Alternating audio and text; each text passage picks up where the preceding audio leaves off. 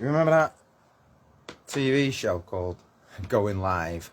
And it had some people in it who fell out of favour with the public eye now, haven't they? Yeah, Going Live. Anyway. Yeah, there's a lot of people falling out of favour with the public. And sometimes you have to ask the question, don't you? Why is that?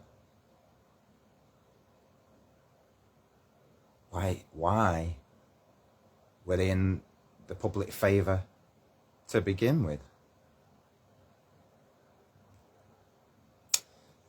You know, there's a lot of questions people have. One of the things we should try diligently to do is to try and have an answer for these things.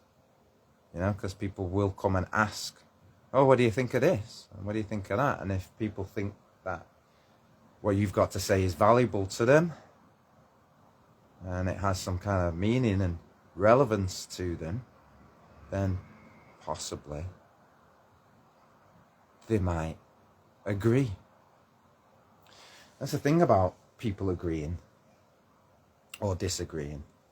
Sometimes people, through their own beliefs, are so convinced by what they believe that they become fanatical about it. And there seems to be a lot of that about. People who are fanatical, people who are unquestionable. Can't ask them a question. If you ask them a question, that might demand an answer. And for some people that won't do, because now you're questioning what they've never questioned their entire life. They've never asked a question like that. Never in their entire life. They've lived long lives, some people, you know, 50, 60, 70, 80. And they've got their faculties and they're fully aware. But they've never asked a question like that before. You know. And you start to see the gears whirring. The gears are whirring. Yeah. And that's just people thinking about things that they never thought about before. And there is a lot to think about. There seems to be a way that you have to present these thoughts so as not to be offensive to most people. Because, I mean, are most people, you know, really as mature as they make themselves out to be? You know, they like to maybe believe they are, but have they actually been in a situation like that before? Some of them are not even qualified. They'll make statements about things they don't know anything about, which is probably most people, innit? You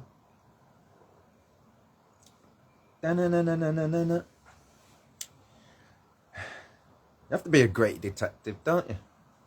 You know, to figure out what's going on, what time it is. It's actually just coming up to 12:30 on the 25th of July, 2024. For what that's worth.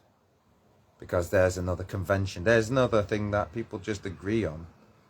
They say, today's the date. Can't question that. We know for a fact that it is the 25th. You know, it's a Thursday. That's a fact. You know, if you ask anybody, they'll tell you they know. It's Thursday, the 25th of July, 2024. They know that. They know it absolutely, don't they? And then you ask the question, well, how do you know?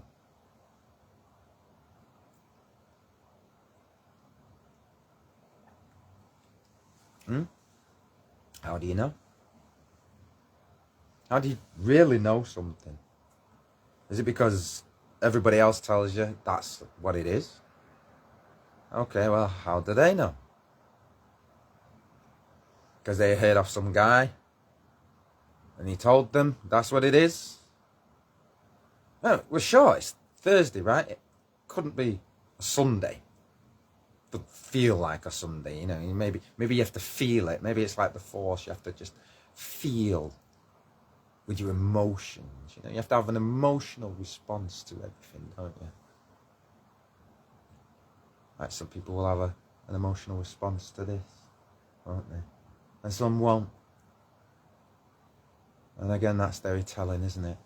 You know, I mean, what is the correct emotional response anyway? You tell me, you know, because everybody seems to know something, don't they? They think they know.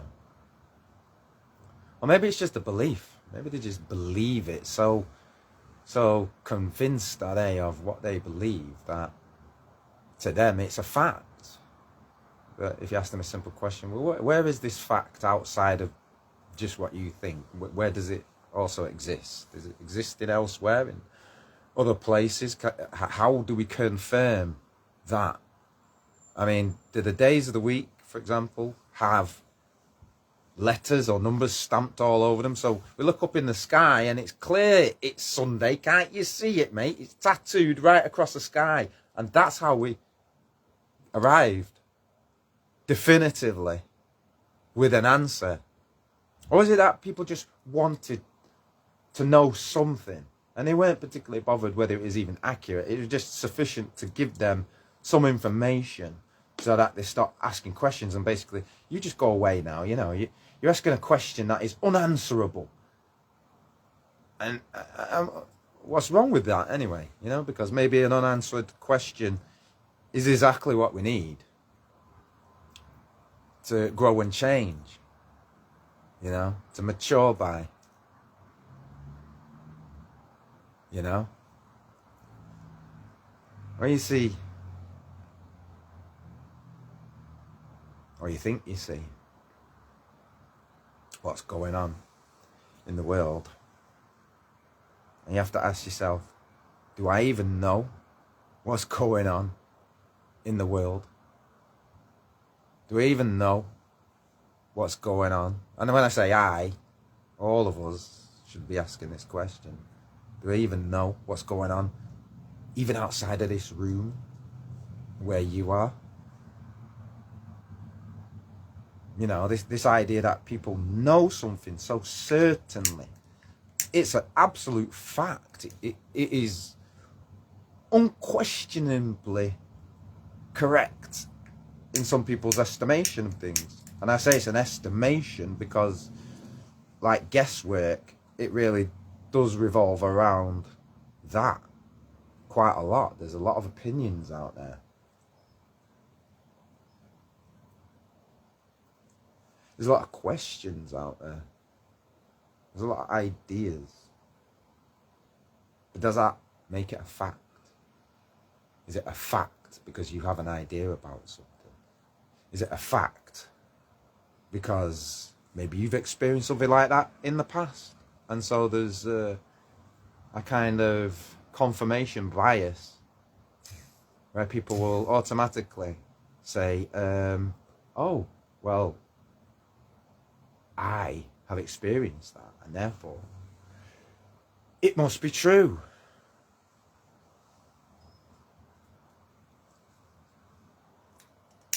There seems to be a tendency, a lot, and I've noticed this over the years from my own personal use of social media and news, media, and other sources of information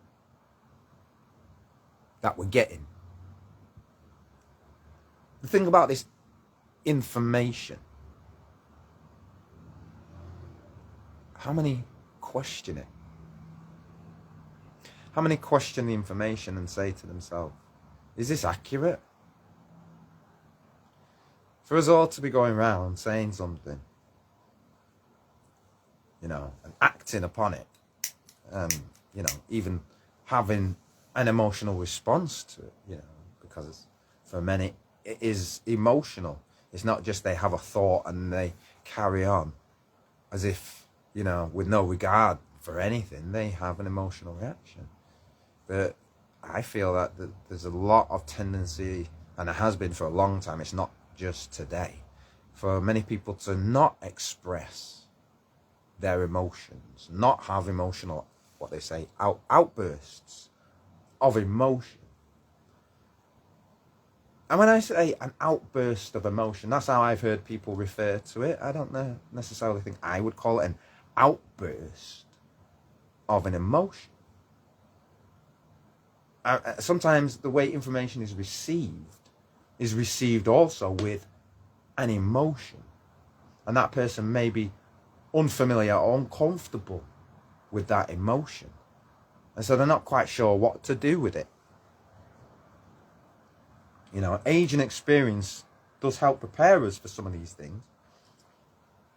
But the point is that many will find something, especially in their youth, and they will cling to it, and they will incorporate it and make it a part of their belief system.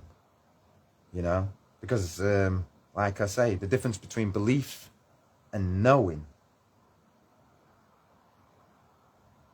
is probably pretty vast, isn't it? That's why many of the religions and things that people talk about, it's not called a knowing, it's called a religion or a belief system, you know, and the RE legion, you know, regarding the legion of those that follow, you know, blindly in some cases, not all cases, because there are a lot of people out there who do question these things, but sometimes within a particular group, there is a stigma against things that question the core beliefs.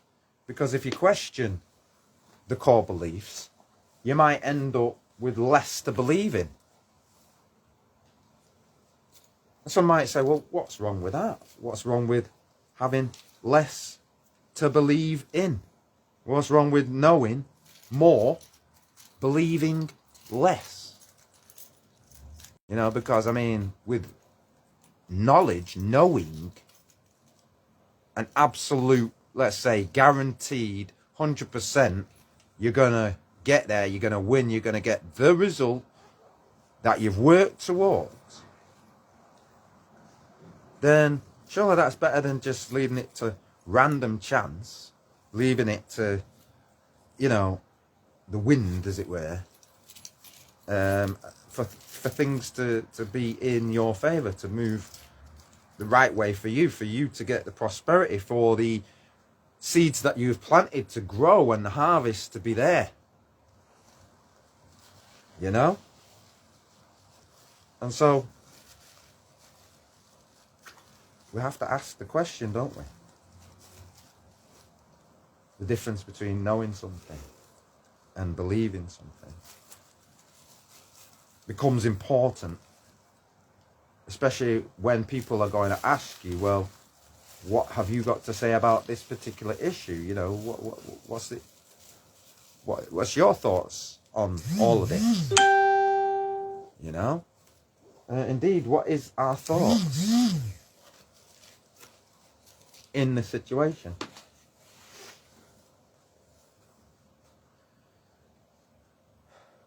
There's a lot to say. And sometimes I feel like I'm the only one who's saying it.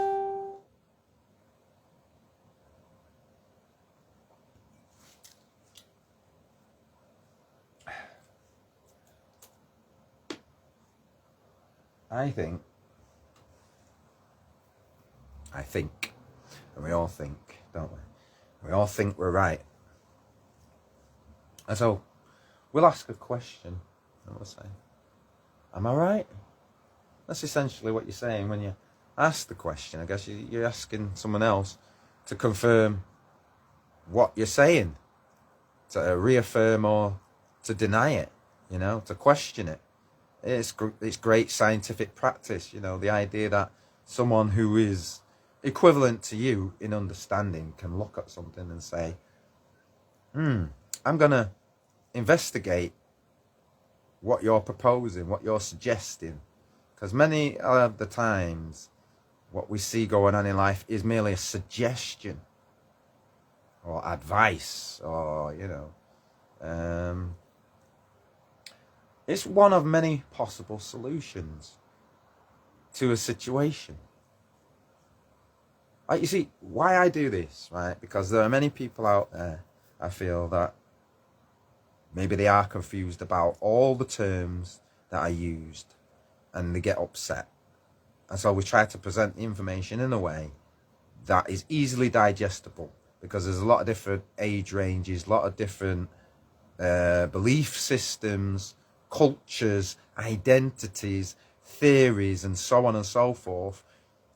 We're trying to present a ubiquitous community value system, a universal value system that we can all agree with.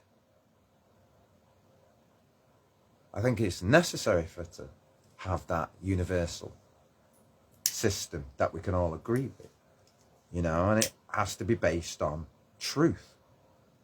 I was watching a video yesterday, and it was talking about the different ways that people react to the truth, and the different social structures that are created naturally, you know, between different groups, and the identity of that group having quite a large effect on how people structure themselves, their responses to the situation. And the thing about all groups is that they must question certain things, certain values amongst themselves in order to come to a greater truth. I guess everybody has a form of truth, and then when they bring that to others, they realize that maybe something needed correcting about the way they thought about that situation. Many is the time people have to look at something and say, well, because you've experienced a negative reaction to something you've said, and that people take great offense to that. They feel that because the information is their identity, it's who they are, and without that particular information, they don't know who they are.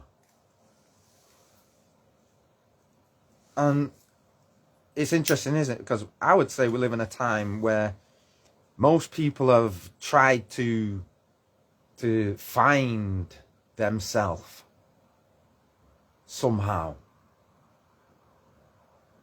to find a tribe, to identify with something, with someone, with a cause.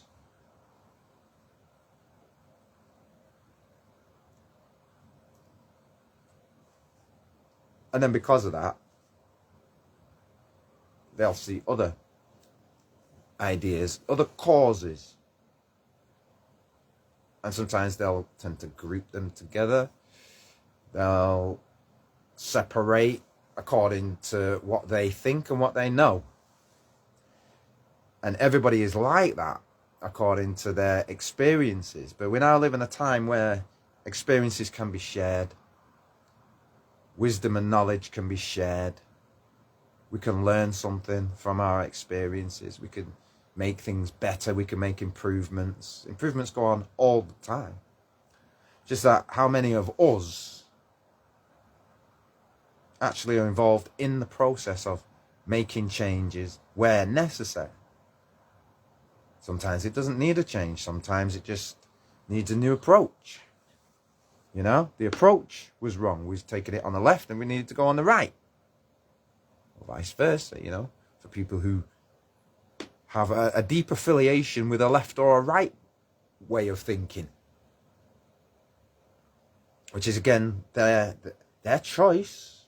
No one denies anybody a choice. But are you open to the fact that your choices are questionable, can be questioned? You see, I think there's many people that are in a professional situation. They find it very difficult to enact any form of change because the change really has a structure and a hierarchy to it. You know? The other thing is that those in the structure and the hierarchy, do they want change?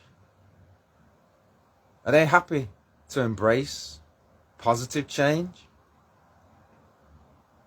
Do they encourage, develop and foster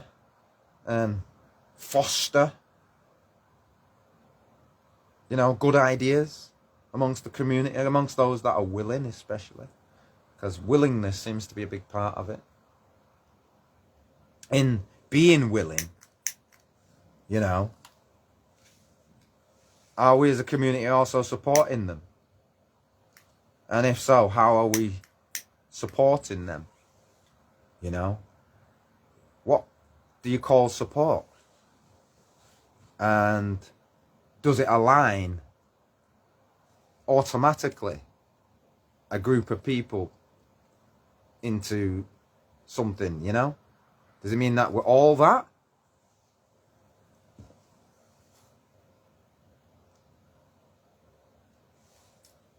Very, very, very, very important questions that I don't think anybody's asking. I don't think anyone dares to ask, It's not that they've not thought of it, but in their own minds they've probably anticipated a response that they're not willing to engage with.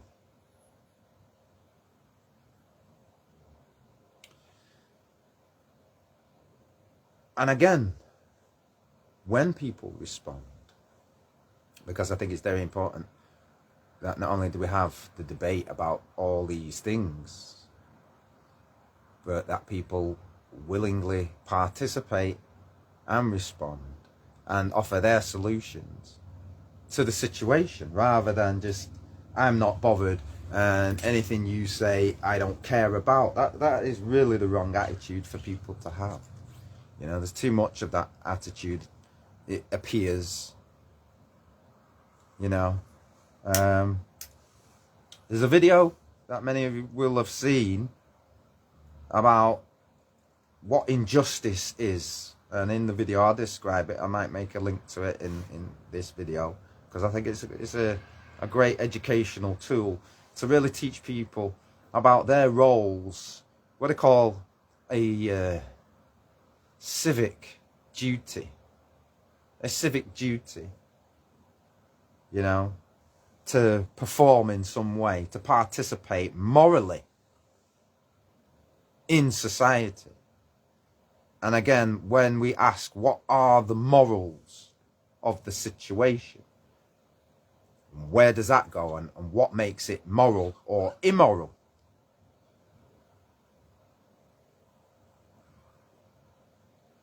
For the longest time since I've been alive, everybody has used symbols as a way of sharing information.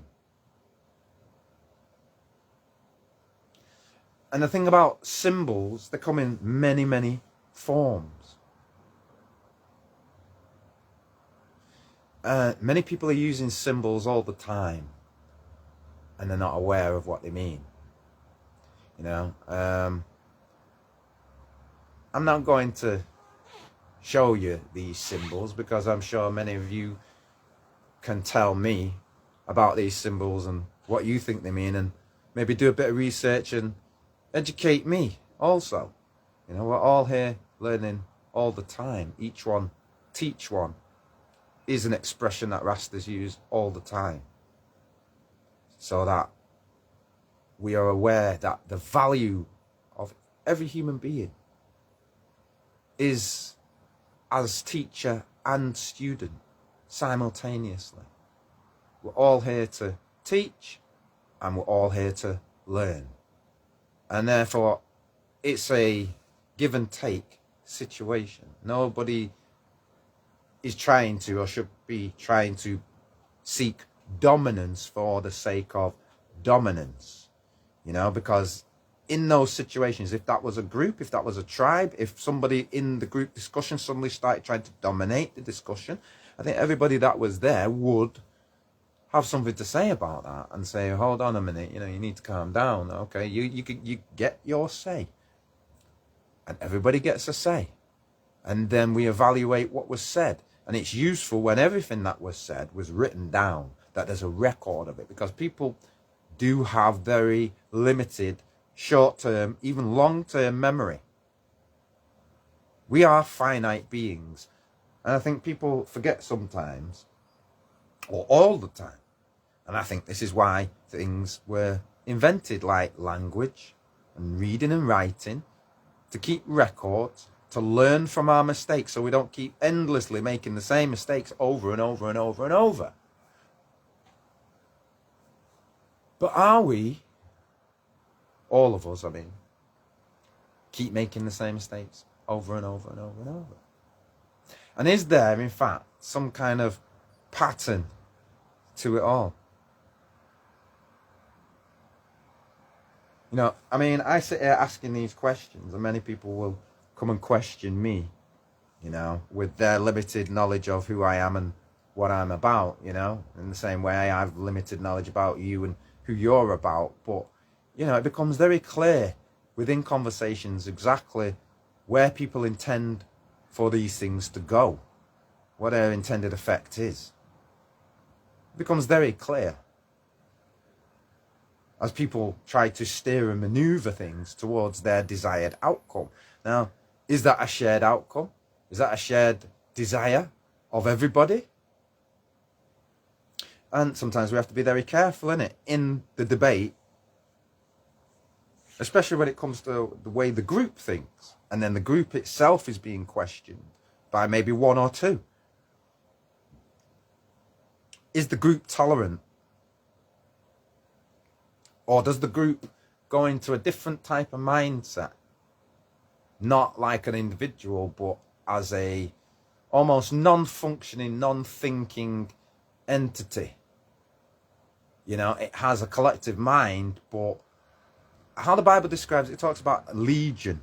And when you have legion tends to unite its efforts towards a singular goal. And in doing that, people lose their individuality, their ability to question what it is and where it's going. If we're all intelligent people here, then we should really value those that question everything. We should value them. And when we get to a point where one of the group, one of us, asks a question that nobody can answer, is that important? Is it important because we can't answer it? Or is it important because people know the answer, but they don't want to say it out loud?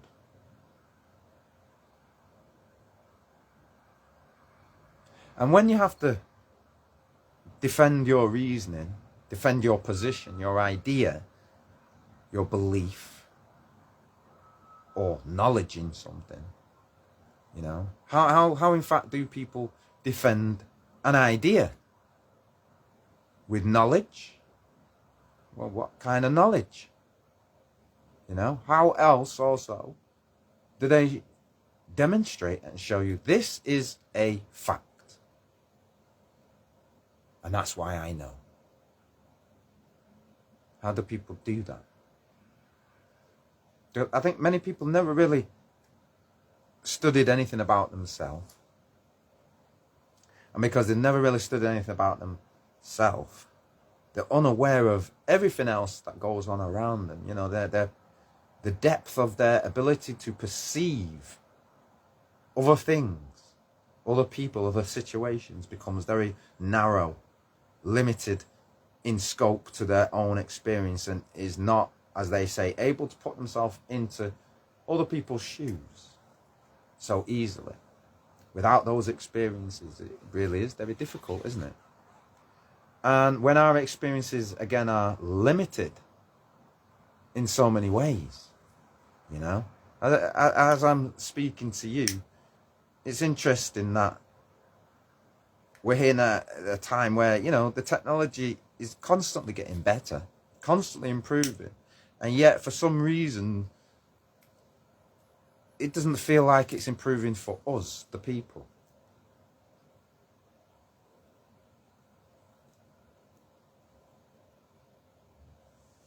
You know, the technology can show us everything going on around the world. We can see it. But what can we actually do with this technology that we can actually help? Help anybody.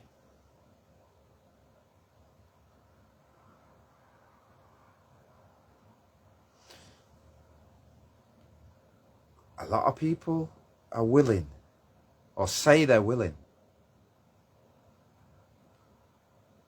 But what exactly does that mean? Willing in what way? You just will it to be. We can just imagine something and it will materialize. Is that what we say? Everything we have was just imagination at one time. This sofa, you know, these devices we're using, it's all an imagined concept at one time. How did it in fact become a real thing? Through a lot of hard work, wasn't it? A lot of hard work. And do people respect that hard work? Do they also respect it because they themselves do a lot of hard work? Do we respect other people's hard work? What makes it respectable? And when does it not become something that we respect?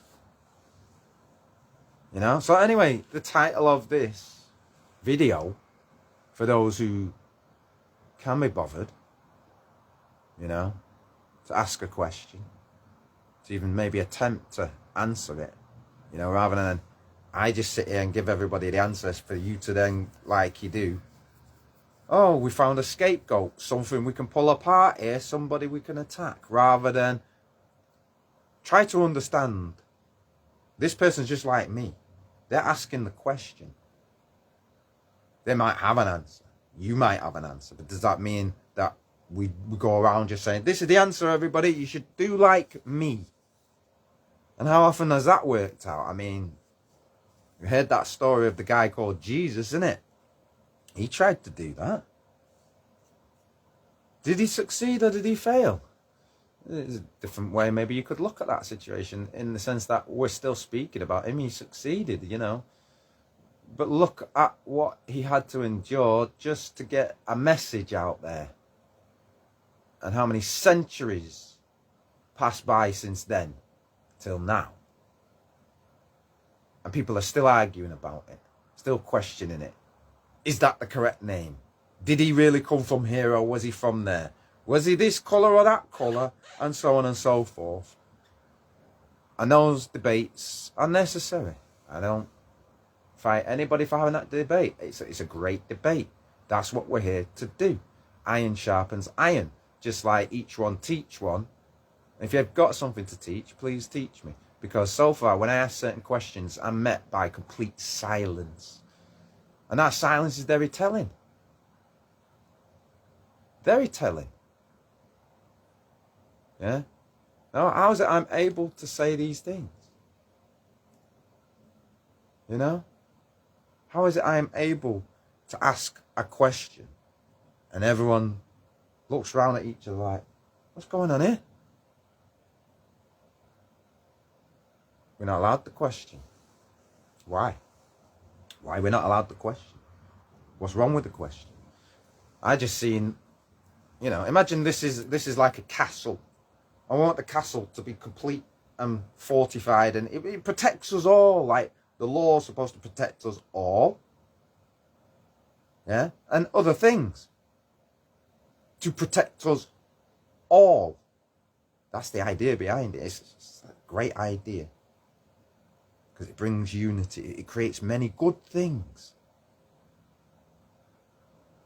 But it also has to be protected. It also has to be preserved. It has to be maintained. You know, rebuilt if necessary. So if the castle wall over there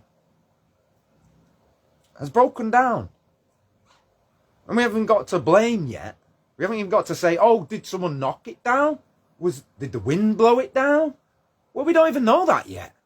All we know is part of the wall is down. And defensively, that's a bad thing.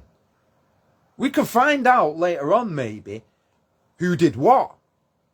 I mean, in a modern time, we can maybe look at the CCTV. That's a good idea, isn't it? If CCTV exists, that's the first thing we should all do, innit? You know? What we wouldn't do is, if we had that CCTV, let's say, and the castle wall was there, what we wouldn't do is then destroy that evidence before we've had a chance to look at it. We wouldn't do that, because that might indicate that the person who's destroying that might have something to do with that. And therefore we'd always be unsure. So we don't want that. We wouldn't say do that. We would say make sure that that CCTV is saved. Maybe copies and backup made. Because you know, technology. And then we can all look at it. There's nothing wrong with that, is there? There's nothing to hide. Right? So it's like that. I use metaphors a lot rather than talk about a particular situation, because a metaphor is more universal.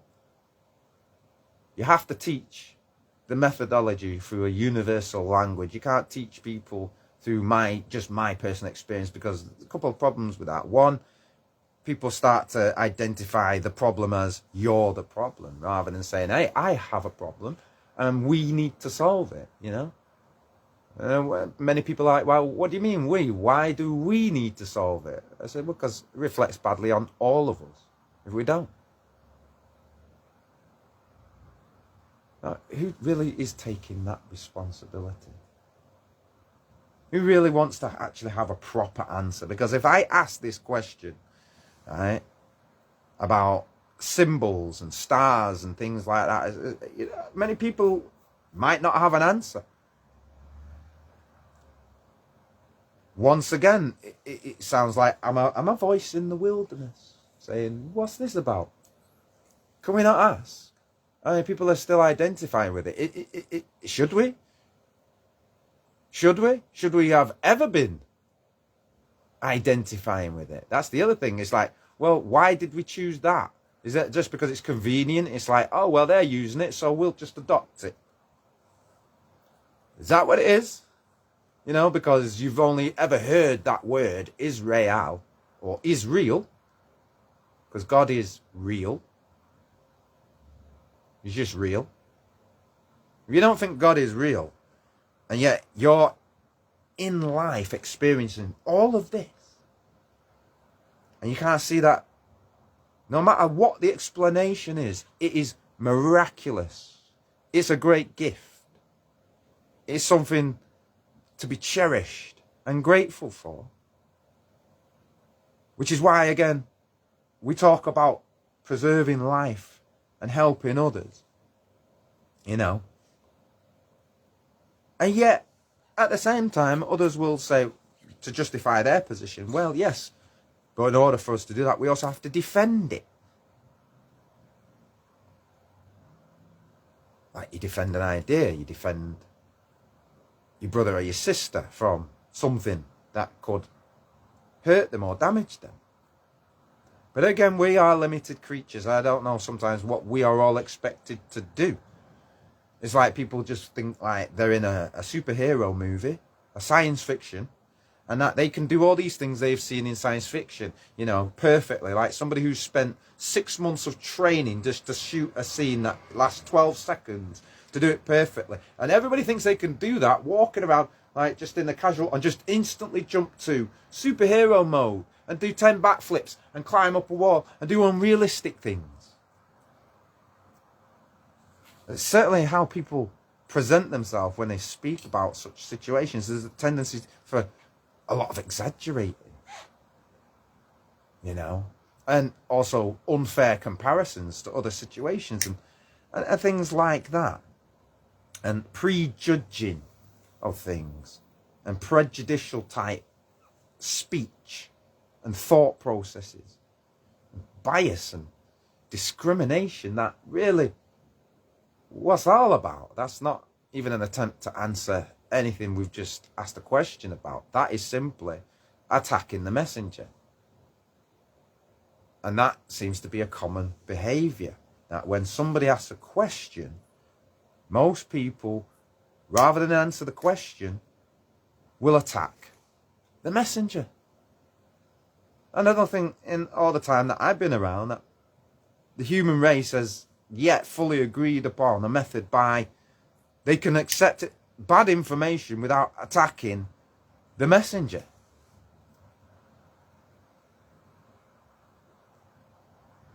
Now, what is good about attacking the messenger? What does that solve?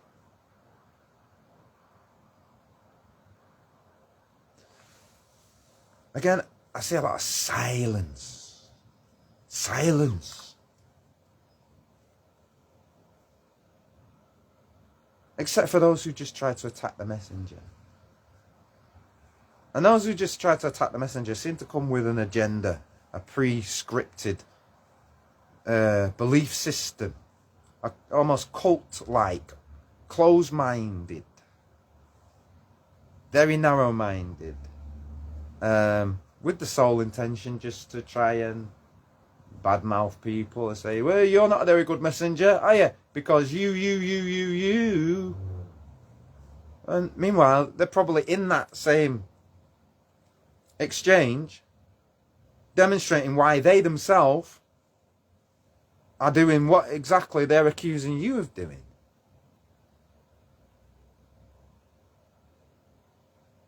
And some people seem to be very skillful at doing that. And again, a lot of it seems to boil down to credibility. Is this person credible? Has this person got any kind of integrity or something that I can kind of say, that is a sure thing. That's a fact. I don't believe this. I know this. Belief is different to knowledge. You know, belief cannot really be demonstrated too easily. There's evidence maybe to suggest up to a point, but then it kind of falls apart, doesn't it? That's why they call it a belief and not a knowing. You know? You see, many of the things that's in the Bible can be manifest, which is how we know them. And we've lived a long time, generationally speaking, with such knowledge on this earth, being refined, being redesignated, edited, sanctioned, approved, so on and so forth, by lots of people. Too many to mention. And here we come along. You have to say we're right at the end, because, you know, we didn't come at the beginning, did we? We're here now. So we're right at the end of all the knowledge that has came before us. And so you would think, with that knowledge, people will do great things. Far greater than the ancestors before them. And here's one of the things about the ancestors sometimes. You see, many people will hold up those in the past who cannot respond in any way and tell us how great they were for all the things they've done for us. And again, that all we can do is just believe, because to know it as a fact when you weren't there isn't possible. You know, we live in a time though where now there's so much more compelling evidence. And we should ask ourselves also why we find that to be more compelling than other forms of evidence. Because if video cameras and Mobile phones had existed in the times of Jesus Christ, and you could literally look at his face like you're looking at my face and say, he spoke these words, I saw him. He said that. And then when someone else says something about Jesus that he didn't say, then you could look at that and say, well, he never said that. And all of the video, writings, actual knowing the guy, he never said anything like that. Never did anything like that. So why say that about him? And you see, with this thing called time, yeah, the longer you get away from the thing, it's almost like, oh, that's long ago now. So we can kind of say what we like, innit? You know, yeah, he drove a 1970s Mustang, you know, and Jesus used to drive up there. Yeah, you can't prove me wrong. You see, if that was the knowledge we were given, that's what people would be saying. And if you had no other way to question that, then that's all you'd know. The Bible says, prove all things by the Spirit. Because it's not possible really to prove all things by not including the Spirit. And by the Spirit,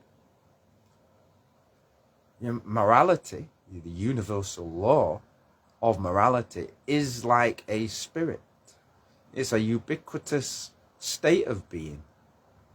And it has conditions. And if you meet those conditions, you will be in it. And you shall receive it. And it will be given freely. Because it always exists. It never stopped existing for a minute. It's simply that the belief system of people was weakened sufficiently that they no longer believe, because belief seems to be the initial, I'll call it, rejection of the old way, the old system, the old you. Before you matured and really knew what everything was about, you had a belief system, and that had to be first rejected in order for you to receive the new wine, as it were. You know, can new wine go in old wineskins, lest it burst the old wineskins and the wine is just spoiled and wasted? At a certain point, it is difficult to put new information into old wineskins, or people who are so accustomed to being a certain way, to think in a certain way, that they find it next to impossible to, as they say, come out of the matrix. If you take them out of the matrix, they won't survive. And that's their greatest fear, to be outside of all of this, unsupported. What will I do? No one supports me. Well, this is what humanity had to face since the beginning, really. You know, the idea that God was with us has been around for a long time. Things outside of ourselves. The idea that people use this word a lot, should. It should be this. They say that a lot. Well, okay, that's nice, but why is it should? Why? You say it should be that, but why is it not that then? Oh, well, you know, because people don't do A, B, C. Ah, so you say there are conditions that we must meet in order to manifest these things that we require or want. Have we met those conditions? Is it possible for us to get to those conditions? What are the ways we can get to those conditions? And this is why everybody should see it as their personal duty to do something. No matter how big or small, it's all required in the greater scheme of things. For people to get out of life more than they're putting in, I think that's one of the big problems, isn't it? People want more out of life than what they're willing to do, even for themselves, let alone others. Many of the systems that are set up favour and are preferential to people benefiting themselves more than they can benefit others. And for many people, they call that capitalism. And that's another belief system, isn't it? I guess. Or is it a fact? I don't know. You know, it's just a name we give to these behaviours. And everyone says, well, what's wrong with that? It's all right, innit? You can be capitalist if you want. What's wrong with that? You communist, buddy? You know?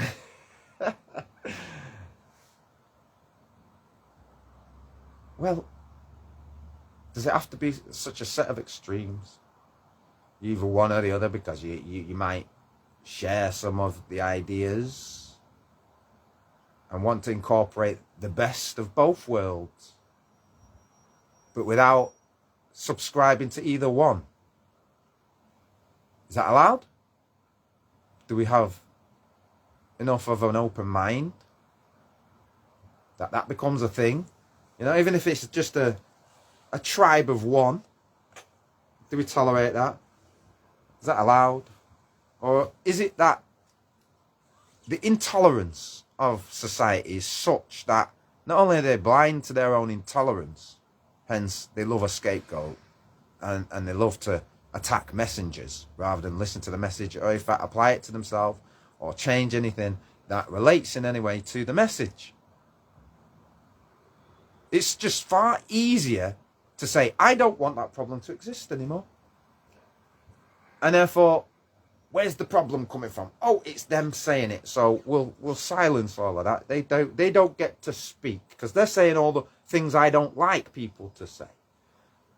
But again, no one sat down with us and had that conversation with us. It seems that many of these things are being done secretly by sneaky people who wouldn't dare come into the conversation and say, hey, here's what I think. Because first of all, they know it's going to sound totally unreasonable what they're saying. That they're actually now going to have to come with some careful thought in everything that they're saying. Some people are very intimidated by that. They've never experienced anything like that.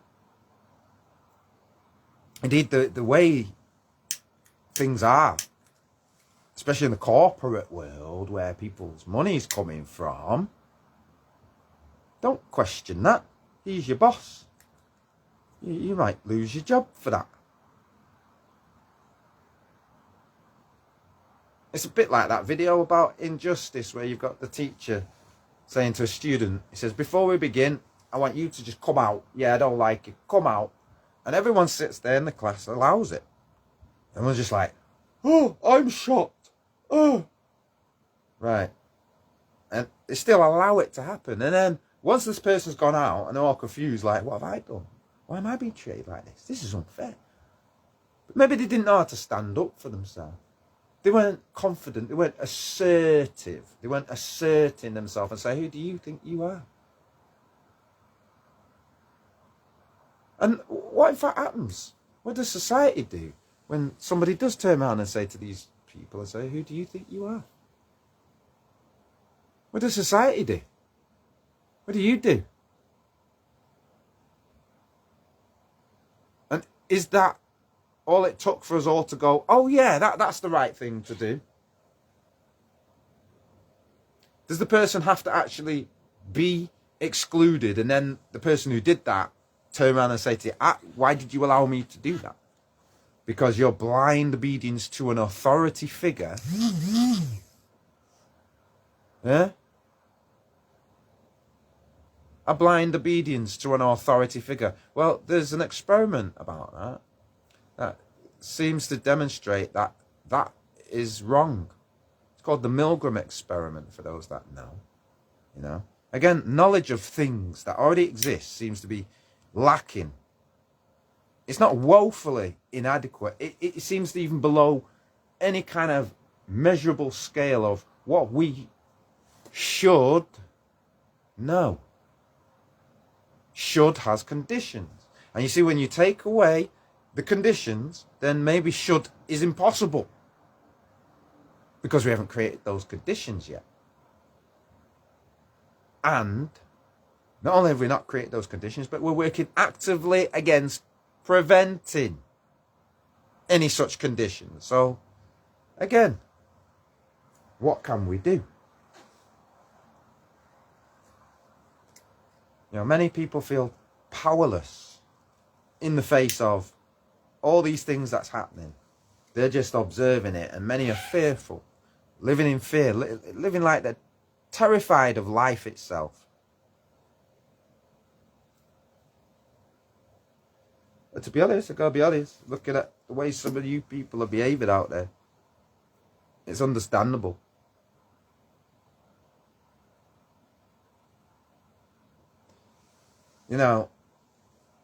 When we see these things on the news about what's going on between Israel and Palestine, and between Ukraine and Russia, and whoever, and I don't mean that disrespectfully, because if we was to sit and name all the conflicts, we might be here for a long time. What I do know is that whoever it's between, we need to get to the solution, and we need to get there fast. It's really measured by how many lives we save. And at the same time, there seems to be a great hypocrisy right around the world in terms of when it's fair and when it's not fair to do such things. If you do it, it's wrong. If we do it, it's right. Well, what makes you right? And if we're questioning you still can't answer, then maybe you're just a big bully. Maybe you just go around bullying everyone, and that's all we have is a system of bullies. Bullying all the way down from the top down. He's bullying him, he's all the way down to where you are in your job. Oh, if you don't do that, bully. Negative things will happen to you. Punishments. Here's the thing that I keep asking people, no one can answer. By what law is anyone allowed to punish anyone else?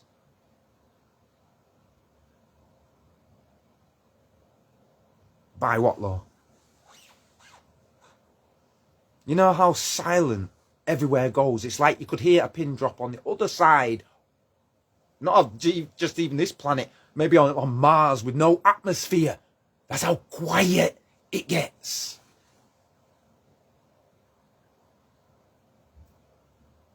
It's ridiculous. It's ridiculous what people think they know. Before that question got asked, everybody thought, well, of course, punishment can happen. See, they're punishing. And that makes you think that anyone's allowed to do that. Anywhere. What law are we talking about here? And at the same time, we're given all these confusions like, oh, go up, be a Christian. Oh, no, we're not allowed that because someone else who's not that is telling you what to do. You can't be you. You must be like the people who are telling you what to do. You can't have that being taught in your school that you're paying money for. You can't have what you want. You've got to have what they want all the time.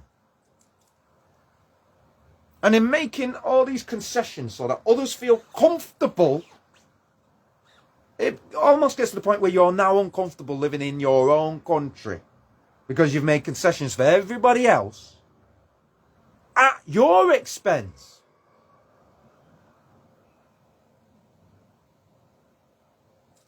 Many people talk about, well, we're not slaves anymore, but there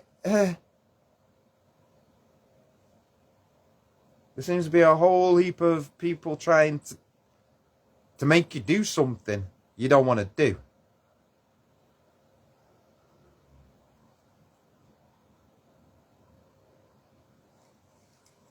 I believe in live and let live. Yeah? I'm not here to trouble nobody. I don't go around troubling people. Some reason, some people just bored. They must be bored. Right? Because they seem to get a kick out of just interfering in everybody else's life. They're not progressive. They're not actually helping. If you said, name one thing you've done that's actually really helpful, some of them would struggle. Not all of them, but a lot of them would struggle.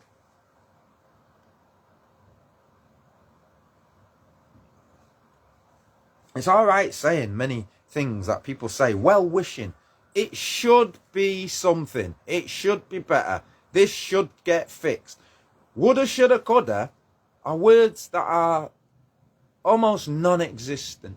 It's like an in-between word. We say it because we don't actually have the answer for that.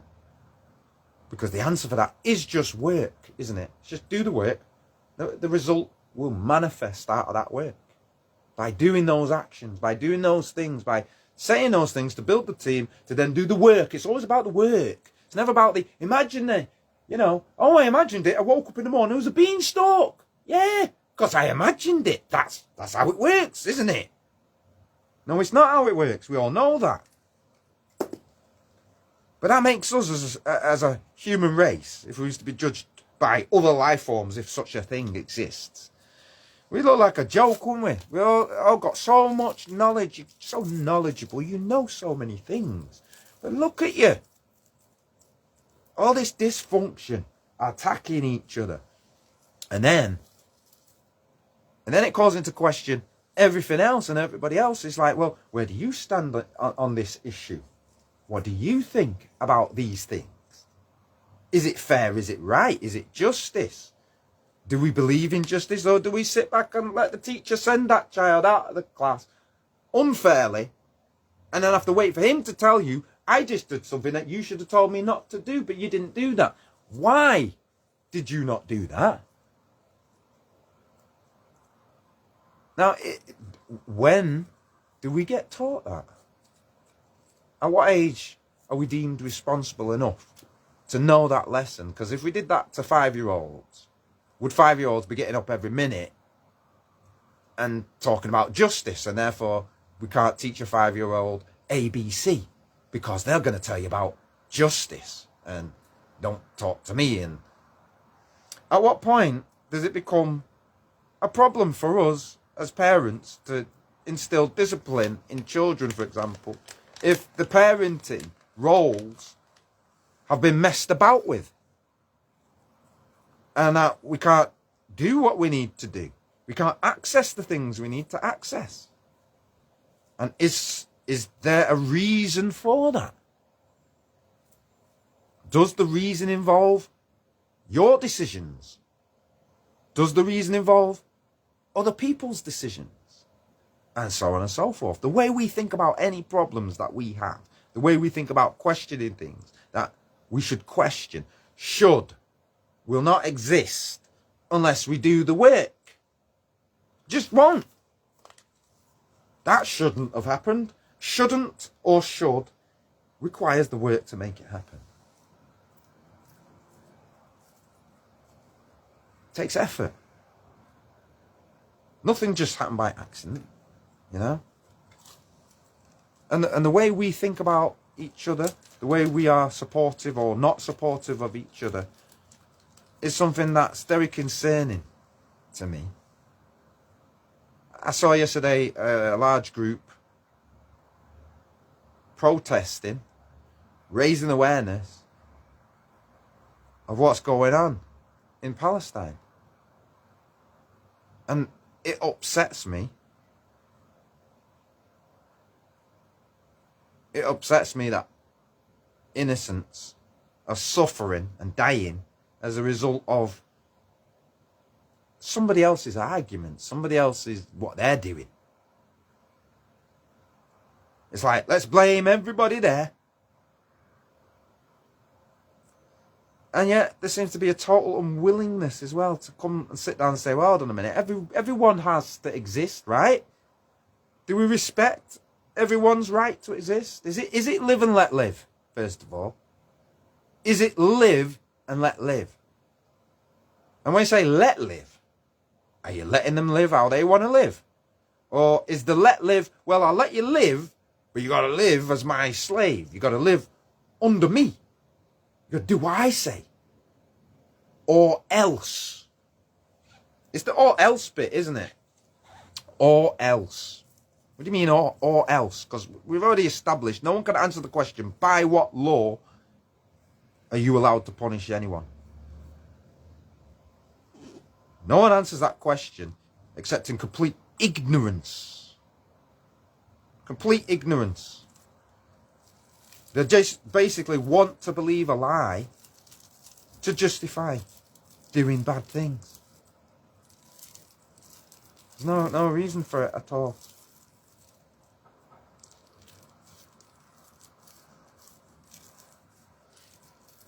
Like I said, I believe in live and let live. You know?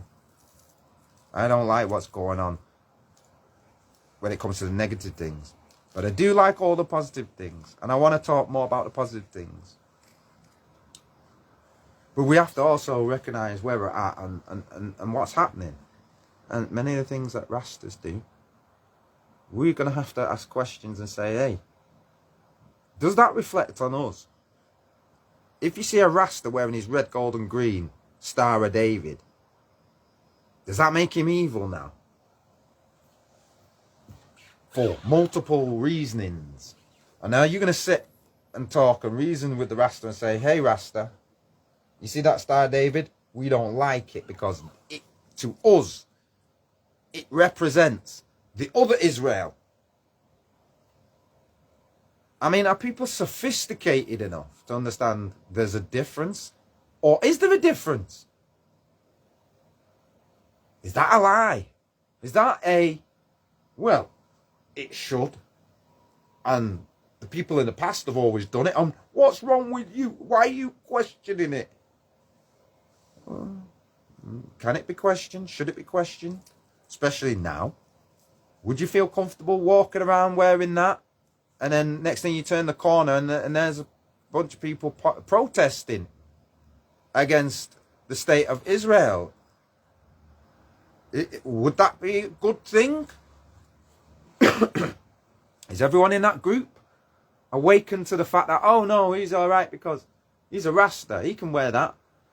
But also there's many people out there that study from another point of view and say, well, look at what it says in the Bible in, you know, Acts and Amos, where it talks about Ramoth and, you know, the fact that the star relates to paganism, whether it's a 5-pointed or a 6-pointed, and that there was never any such thing called the Star of David mentioned by King David or anybody in the Bible.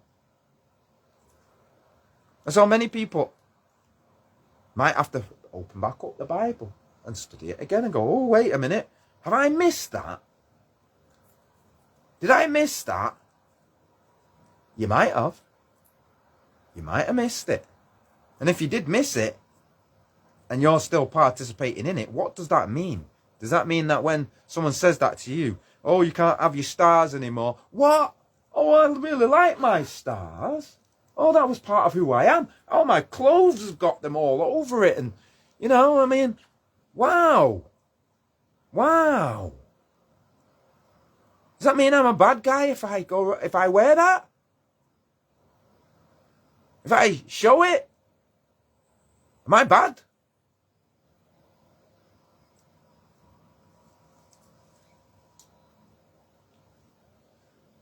And not just for Rastas, but even those who are from the state of Israel might have the flag of that. There's this tendency for everybody to get offended and then kind of label everything as it belongs to that. And we're not able to see there are differences, even subtle differences, which end up being maybe major differences overall. Nobody knows what somebody is thinking unless you ask. And is their response good enough for you?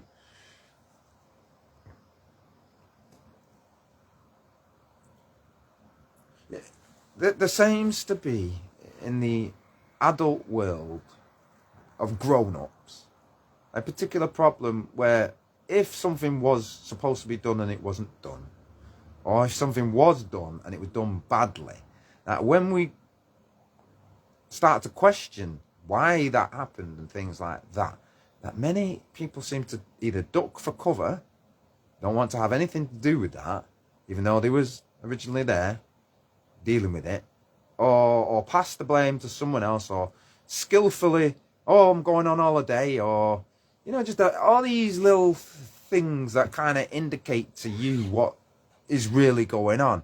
Because you could deal with an individual, but when they function as part of a group, there is a group effect, you know? And when the agenda of the group is to get to a certain objective, but each individual knows that they can't do that because they're not allowed to do that.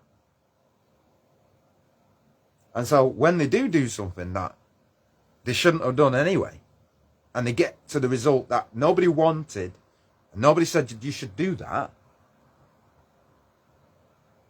you know, and then the levels of secrecy and trying to not respond and obfuscation and distraction and, oh, let's blame you. You're speaking. You're the messenger. You're horrible. You.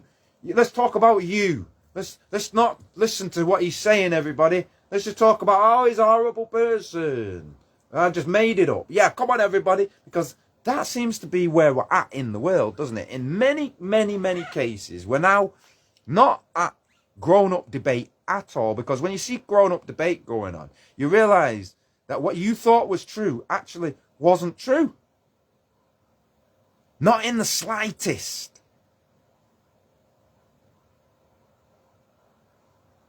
And again, even when that is shown to people, people seem to have a tough time accepting that. Because their previous position, what they told everybody, was the opposite. Now they're going to have to concede that their idea of things was defeated. You know this thing about the idea that people have in their head, where they're so unwilling to let go of a wrong idea that it really makes them look bad.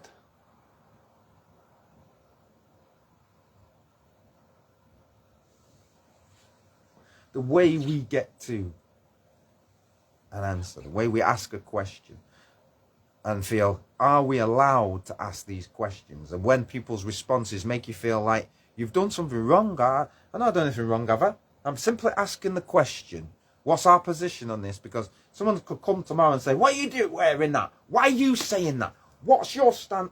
And it becomes apparent that, hey, I don't want to conflict with people. It's live and let live. Why are all these divisions coming about? What's it got to do with me? Most people say, no, I don't want anything to do with it. You know, obviously it's wrong, but what can I do? Yeah. Well, maybe you could start being more supportive. That would help. You know, be more supportive. Everybody needs help. It's almost like, you know, you ask for help. Oh, you're wrong for that. Well, why am I wrong for that? You said I can come to you and ask for help. Yeah, but I didn't mean actually do it. You know, it seems like that's the attitude by some people sometimes. Again, it's not all people. But you have to kind of figure out who is who and what they're really doing that for and why they'll say one thing to you 1 minute and then say something completely different the next minute. Or why they'll say it to your face, but they'll say something different to someone else. And it's about you now.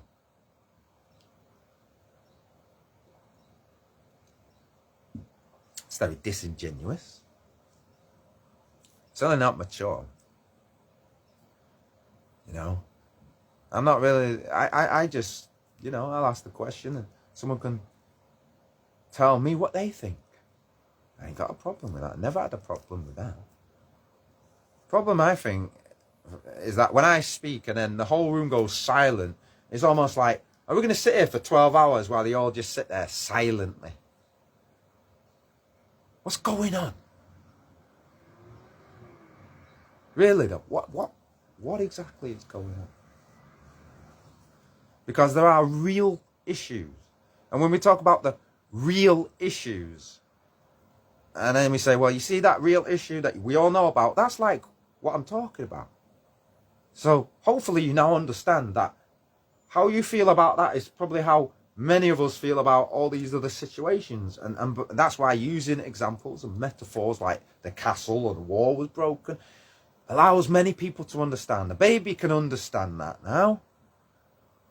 So we don't all have to be scientists and qualified people with massive degrees, like we're excluding, oh, I'm the king. I'm more knowledgeable than you about these things. Go sit down, little boy, and you know, or whether it's about the law or teaching a particular subject or whatever it is, you know, the fact that people who are qualified then become very arrogant about what they know concerning the rest of us, as if we can't come to know these things or even surpass their levels of knowledge altogether.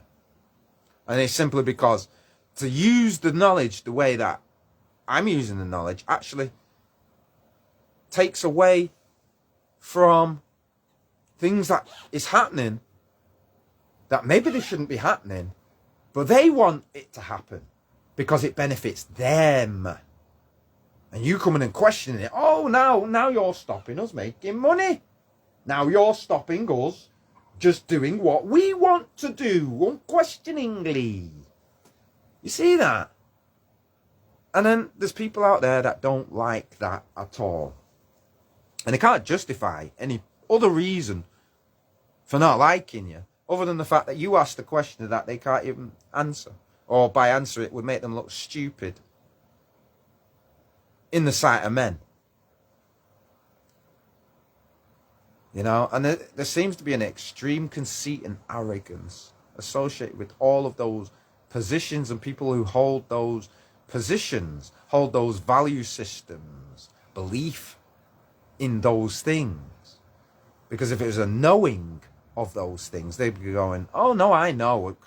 And they'd show me something and I'd say, oh yeah, I can see now why you know. And how I am able to also know. And there's nothing wrong with knowing.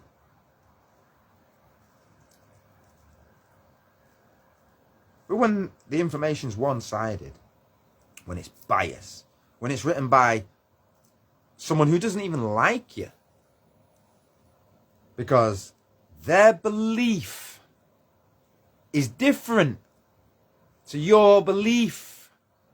And as far as they're concerned, their belief gives them the right to totally disrespect you, your beliefs, the idea of you, you know, all your generations, all your substance. While at the same time, these people claim to be godly, righteous people. And anytime you say God, you must mean good.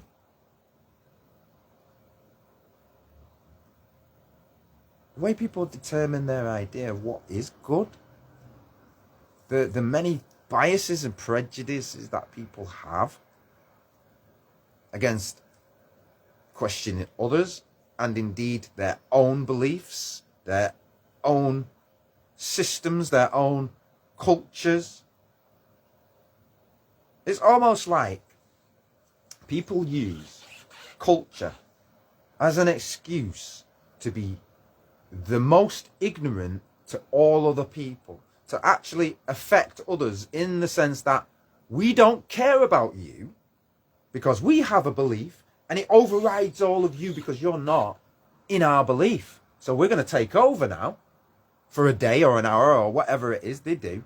And then when you see them participating in this thing that's supposed to be cultural and supposed to be loving and family oriented, and yet it descends into something that's not very nice, that's lacking in that true godliness, in that true family, in that true spirit of love. It's totally lacking. Yet everyone's telling each other how lovely it is. It's lovely, isn't it? No, not really. No. Oh, you're just negative. Why am I called just negative when actually I'm just being honest? You know, maybe you are just enjoying it, but you know, it is kind of non-progressive. And for those that want to see more progress, more prosperity for all, not just for themselves, because prosperity for yourself really creates more problems, whereas prosperity for all lessens problems for everybody. And I shouldn't need to explain why that is, you know. Prosperity for all. I like that. What's wrong with that? See, Too many people love to have enemies, don't they? They love the idea of an enemy because that's who they've always been. Someone who was brought up on the idea that there are enemies. And the way to win is... Well, you know, the problem is that many people then end up looking worse than the person that they're saying is a bad person. Which is why Israel right now looks worse than Palestine, because they have the force monopoly. Overwhelmingly. And so if you're going to expect an answer, they already have won the wrestling match. And they've got the guy pinned to the floor, but they're just not letting him go. In fact, they might twist him up in some ways that'll permanently damage him. And we're all just watching this, and we're like spectators thinking, I'm sure there's rules that say you can't do that. And yet here we are, we're seeing that. And pretty much everyone has got something to say. Oh, it's wrong. I know it's wrong. Okay, what are you willing to do? If it could be solved tomorrow and all you had to do was your little part, what would you do? You know, many people say, oh, I'll get them all in a room and got to talk it through. Yeah. That is always going to be part of any process, talking it through. Right? Negotiating, discussion, sharing of ideas, meeting of the mind, so that these values can be exchanged and then a compromise reached. Because ultimately, this is what goes on between groups, is compromises. And by compromise, does that mean that we didn't get exactly what we wanted, or does it mean that some get more of what they want than others? And how is that fair? Let's just say, for argument's sake, that the world decides we're going to eliminate both nations on paper. The name doesn't exist anymore. We're going to put you all together and say you're all new land. You're all new landers now. Forget, you're not allowed to be that anymore, because that is just divisive. So now you're just all new land. The people who live there, they're new landers. You, who was called Israel, you're new landers. The Palestinians, you're new landers.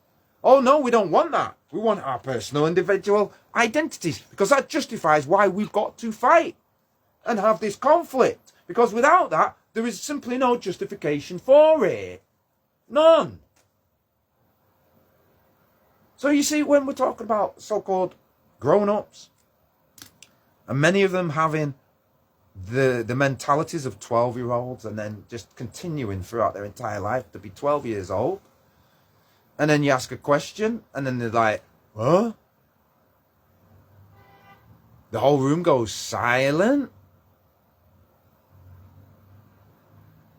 And then because many of them have these positions of power and authority, they're like, I don't like you. You've made me look bad. No, only the way you're reacting makes you look bad. I haven't made anyone look bad. See, all of that, again, comes from a guilty mind, doesn't it? Because many of the time people say things and then they're unable to prove it even exists. They're unable to prove it even exists. It's just a theory.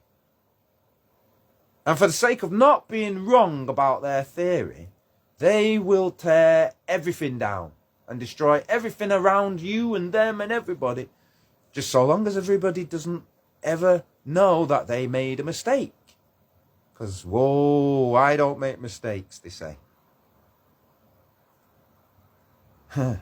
There's so many parts to this great machine of humanity that, you know, just a single nut or bolt or cog or wheel or pulley, if it's not correctly tuned up and working properly, it can affect the whole rest of the system. We've seen that. We've seen many things over the last 14 years in this country. Some have seen more than others. Looking at it now, looking back even, seeing how people have responded, not just them, but responding now, today, in 2024 with that knowledge, and you find yourself constantly having to retrain people, reteach it. You know, find out where people are at with their education. And the fact that you want to express all these things and clarify it. Yet we seem to be in a time where people that are even unwilling to discuss these things because they know they don't have an answer. And so then they're not really being helpful. They're just leaving everything to you. It's like, I'll just leave everything to you. You'll figure it out. No, that's complete coward. That's a complete cowardly way and a cowardly response, you know. I don't respect that. I don't respect that at all, you know. Because they know deep down that to say what they truly believe would probably be quite offensive. But, you know, we're all grown-ups here, and we could talk about these things without letting the offence or something, the emotional response to it, to overreact. We don't overreact. We should react appropriately, which is by continuing the discussion and asking the question. Oh, right, you said that. Well, then it occurs to me that this is a relevant point. And we talk about that until we've hopefully come to some agreement about things. Because without that, we're still in limbo, aren't we? We're still all just guessing. That's the thing about community. There's never been a true community. Nowhere. Nowhere. It's not all agreed. Nobody stood up and said, I think something. Let's debate this. Nobody, never, ever in the history of the world, ever. You're not doing it now. You're not doing it yesterday. You will never do it. You don't do it.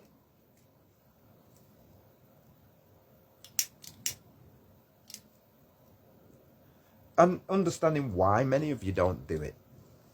Well, you're scared.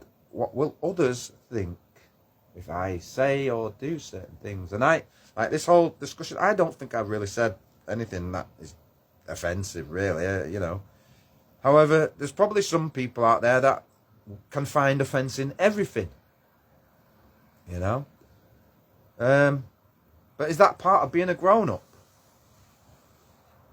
Something that I've always found curious, especially when my parents were telling me about why they vote and things like that, is, well, why can't they all just get together anyway? Because whoever's in power has to work with everybody else, right?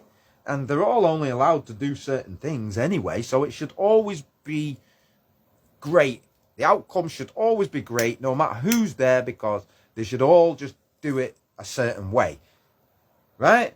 Except people have different beliefs about what is the best approach. What should we focus on right now? Sometimes you have to look at what's the landscape, what's it saying, what's the environment like, what was it like, before you can say what you're going to do. Sometimes you get into a situation where you're now expected to do something, but you've got no clue what came before. You've got no clue where we're up to currently.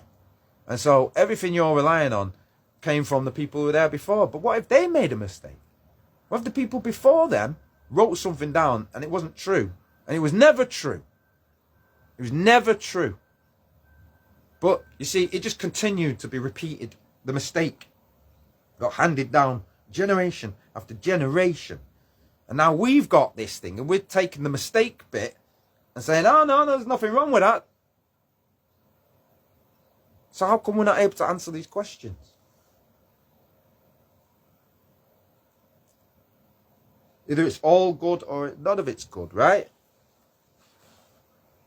If I say to other people, what's your take on that?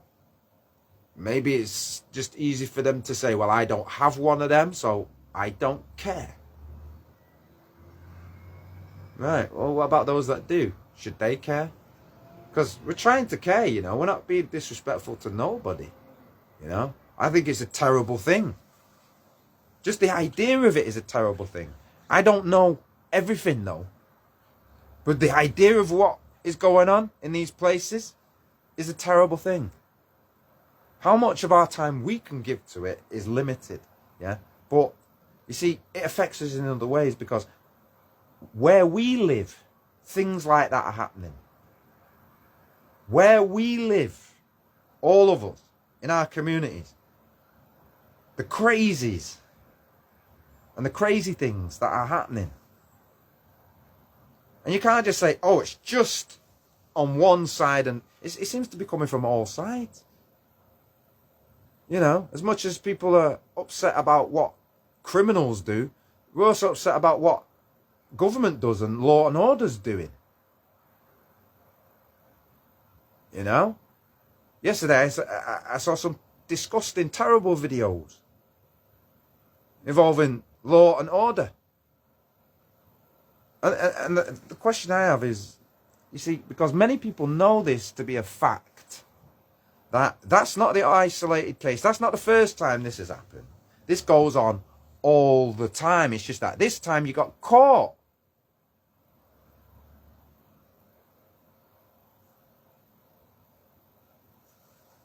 And what is our response to all of that? Because, again, many people seem to be woefully lazy when it comes to all things. All things. Doesn't matter what the requirement is. They are always giving the least effort. And yet, they are probably some of the first that expect, you know, the best results and the most out of the situation. Yet, they've put in very little. And they expect to take more out of it than anybody else. It's like, I'm justified to take more out of, you know, the fruits of everybody's labour because reasons. And again, if we was dealing with, you know, true equality, there's nobody in the group that could justify taking more than anybody else. Absolutely nobody. The only thing that we could all agree on is that we all get the same. That's the only thing that we would all agree on. Anything else would just be an excuse. Oh, you know him or her down the road. I don't like them. Oh yeah, I agree with you. I'm going to allow you to recruit me to your disagreement with this person. Let's all not like this person. And then let's all take that person's share. Because that's fair, isn't it? And that's what's going on around the world, isn't it? The justification by various groups of people why they get to do it and no one else can do it. They're special. They're more special than anybody else. And me and you are just dummies. And we're all made to feel like dummies. And when you look for the support, because everything needs support, you start to find out that maybe they're right. Maybe everybody is a dummy.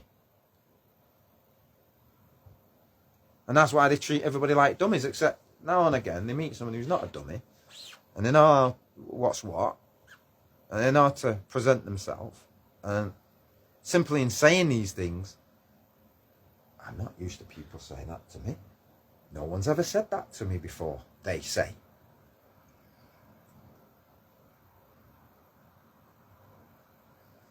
Well, it's the first time for everything. And again, what's wrong with it being the first time you've heard it? An answer's still required. Yeah? Many people just don't know what they're saying. They simply repeat what they've heard someone else say. And therefore, in their eyes, well, I'm allowed to say it. I'm allowed to keep saying it, even though the first time it was said it was a lie. And the person who said it before that was a lie. And lies on top of lies. Because no one's questioning it.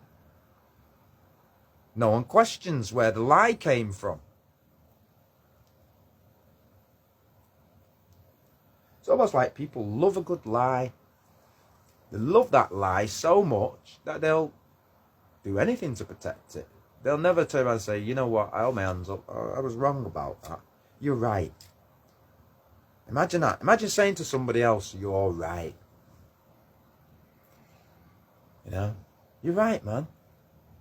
Woman. You know. That's the only two that I'm going to respect. I don't respect anything else outside of that. You can talk to a lawyer about that. I'm not interested.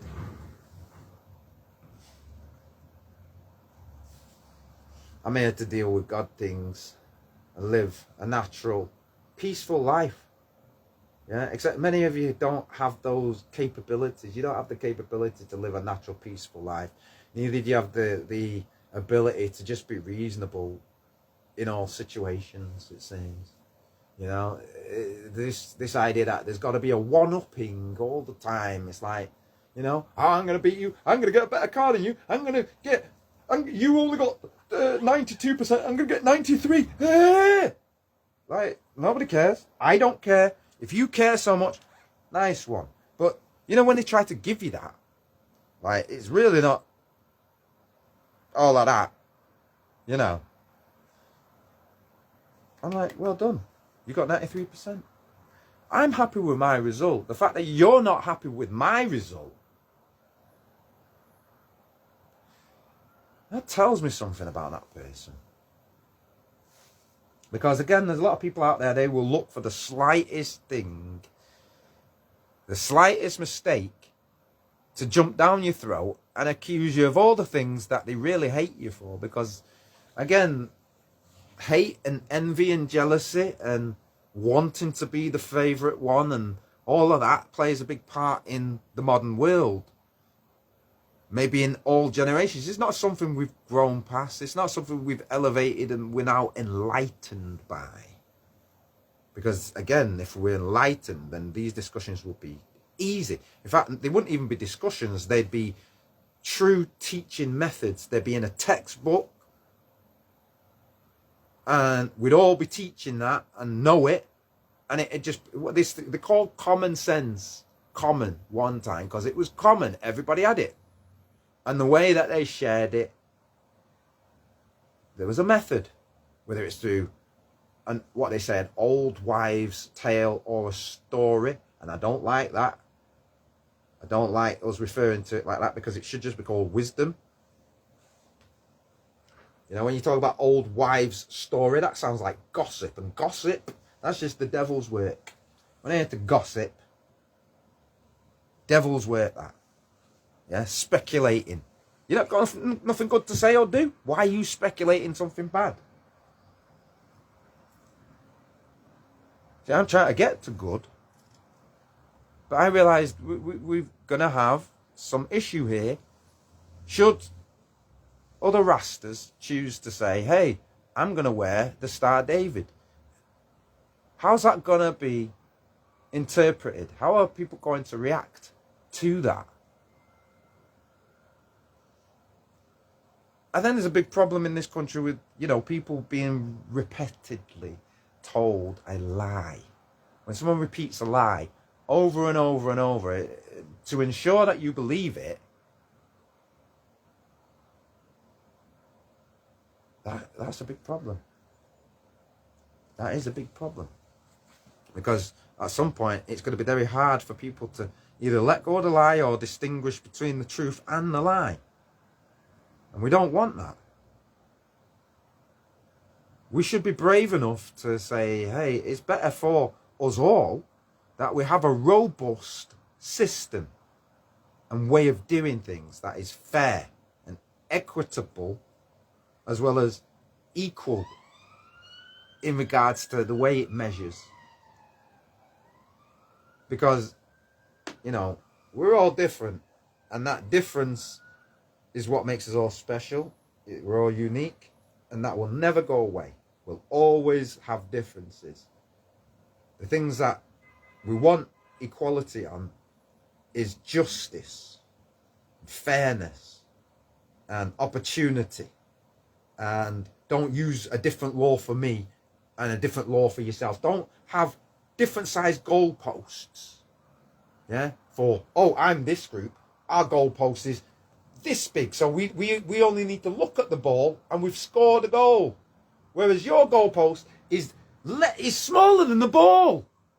Let's start with that. The goal is 2 millimeters and the football is a regular size football. So obviously you'll never score any goals. But you see, a system like that is grossly unfair. And if it was that obvious, people would have something to say. But when it is not obvious because it's hidden away somewhere else, in a detail, in a discussion, in an idea. And nobody gets to see that.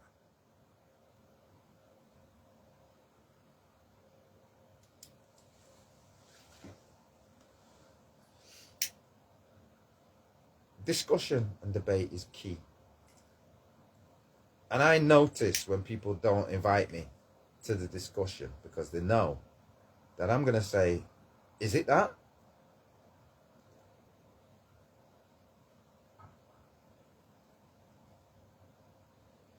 You got to wonder, what is the problem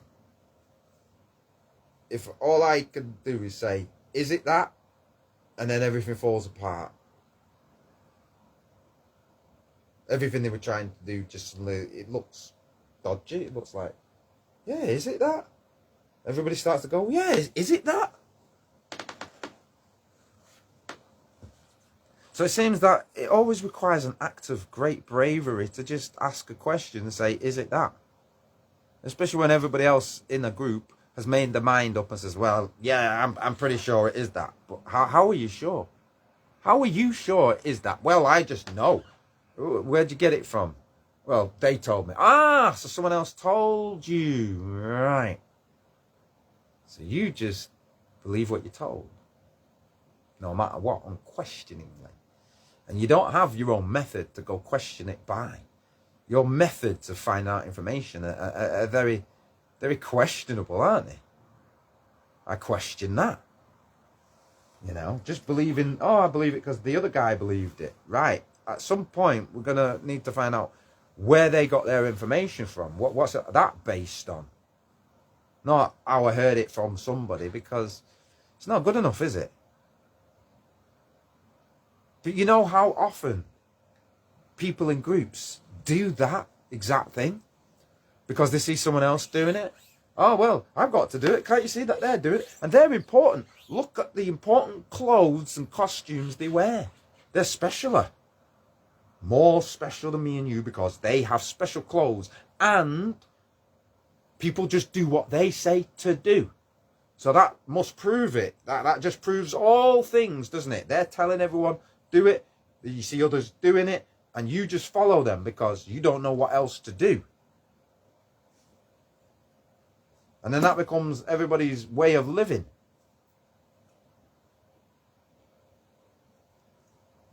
That's the question. Do some people regret their decisions? For example, do people who choose a career over building a family regret not building a family?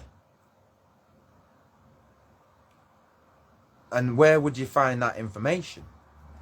Who would honestly tell you what it is, what it's like, what their experience is? And do we accept it? Or is it because it's difficult to hear? We don't want that. We don't want to hear that. That's negative. We don't want that. Personally, I don't want any negative information. None at all. But, you know, people will come to me with all their problems, want me to solve it, and want me to be a friend, and want me to listen to them, and want me to advise them, and want me to, you know, oh, I'm so glad you listen. You're the only one that used to listen. You're the one that, you know, I've heard it a million times.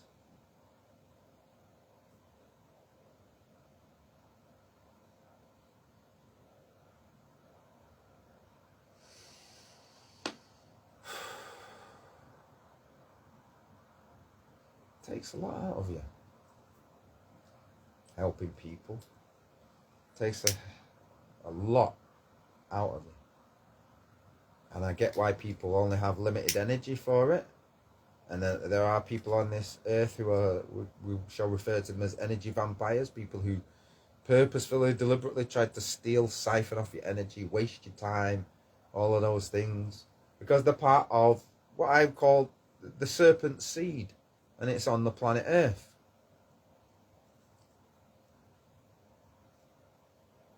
And they are a family. And they believe in each other. They help each other. They support each other. They put each other in a position where they could be the dominant ones and live a life better than anybody else. And it's in their mindset. to be that way. And then you got another bunch of people who are much more loving, much more giving, but always seem to get the blame for what the serpent seed is doing. Because the serpent seed is very shrewd. It will do something, for itself. And then because the other group is awake, they're like, well, that's not allowed. Why are you doing that? And in order to stop everybody else knowing that what they've done was wrong, because they like to uphold this image of themselves like they're great, they say they don't want you to be heard. And it's been going on for centuries. It's not a new thing, but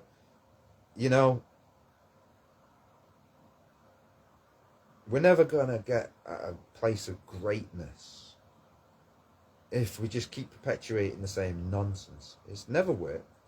It will never work. What they try to deny from you only happens to themselves.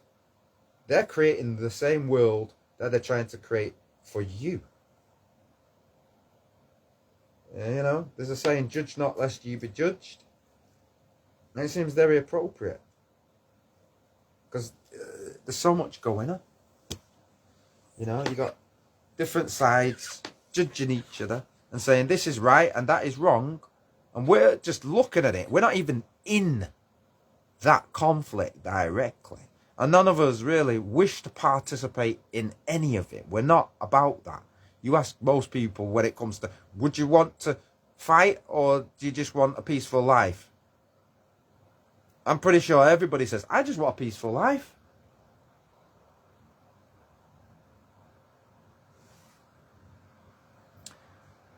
Is it possible to get to that? And do we have the wisdom to make it happen? And do we have to ask these questions and say, should we be doing that? There's a lot of Rastas out there. I hope they're going to get involved in the debate and let's come to some kind of answer about, this star business, because not only does it relate to the state of Israel, it relates to other things spoken about in the Bible about pagan gods. And so what's our justification for having it or using it in any way? And have we gone so far that, we can't go back now? It's too late to turn back now. That means undoing everything. All the paintings have to be repainted. Well, so be it. Or is there another interpretation of it? Has it been stolen and misused by another group who say they own it, but in doing that, they've now misrepresented it and made it look bad, so that no one can use it now? For example, and I don't like to say these things because you say certain things, right? You are judged for it. But, if we can't say it, we're not going to be able to deal with it, are we? When the swastika existed, right, people were wearing that. And then it became something that was seen, it is bad, and nobody uses it now. At all, at all, at all, at all. Nobody can use it. If you liked the shape of it, I'm sorry, but nobody allows it now. So whether you even like it or not, I'm not saying I do, but some people might, right? But they're not allowed to display that. In the same way, a star, or a triangle, or a square, or whatever shape gets used next as a symbol, it could be a flag. And then people start hating on it, and then never again in human history will it be allowed. And all groups suffer now. Bit like, I like rainbows. But guess who's using them? That's not how I use rainbows. You understand? When I want to say I like it, don't associate me with something else. But that's people's automatic brainwashing, isn't it? They've been well and truly brainwashed that it can only mean one thing. It cannot just mean pretty colours. It cannot just mean I like colourful things. Can't mean that because someone's hijacked it with a political agenda. And now they have full ownership without even copyrighting it or anything. I own all the colours. None of you can be that. Why can't we? Why can't I have it for myself, use it in a completely different way? And why would you be so biased and prejudiced as to think that you know what it means?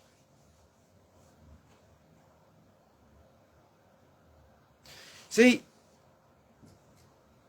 groupthink is quite dangerous when you really get down to it, because people have this tendency of not questioning the original lie that caused that situation and why it's endemic. The system will always have a problem if it cannot get rid of these things, because the problem just stays with it no matter who takes that position or what they think they're doing. The inherent problem, the inherent flaw with the system, like it says in the Matrix, there was an inherent flaw, and the way the Matrix dealt with it was to personify it. A bit like saying, oh, there's Jesus, blame him for all of it. There's the devil, blame him for it. There's a goat, blame the goat. There's a guy asking questions, blame the guy asking questions. Yeah.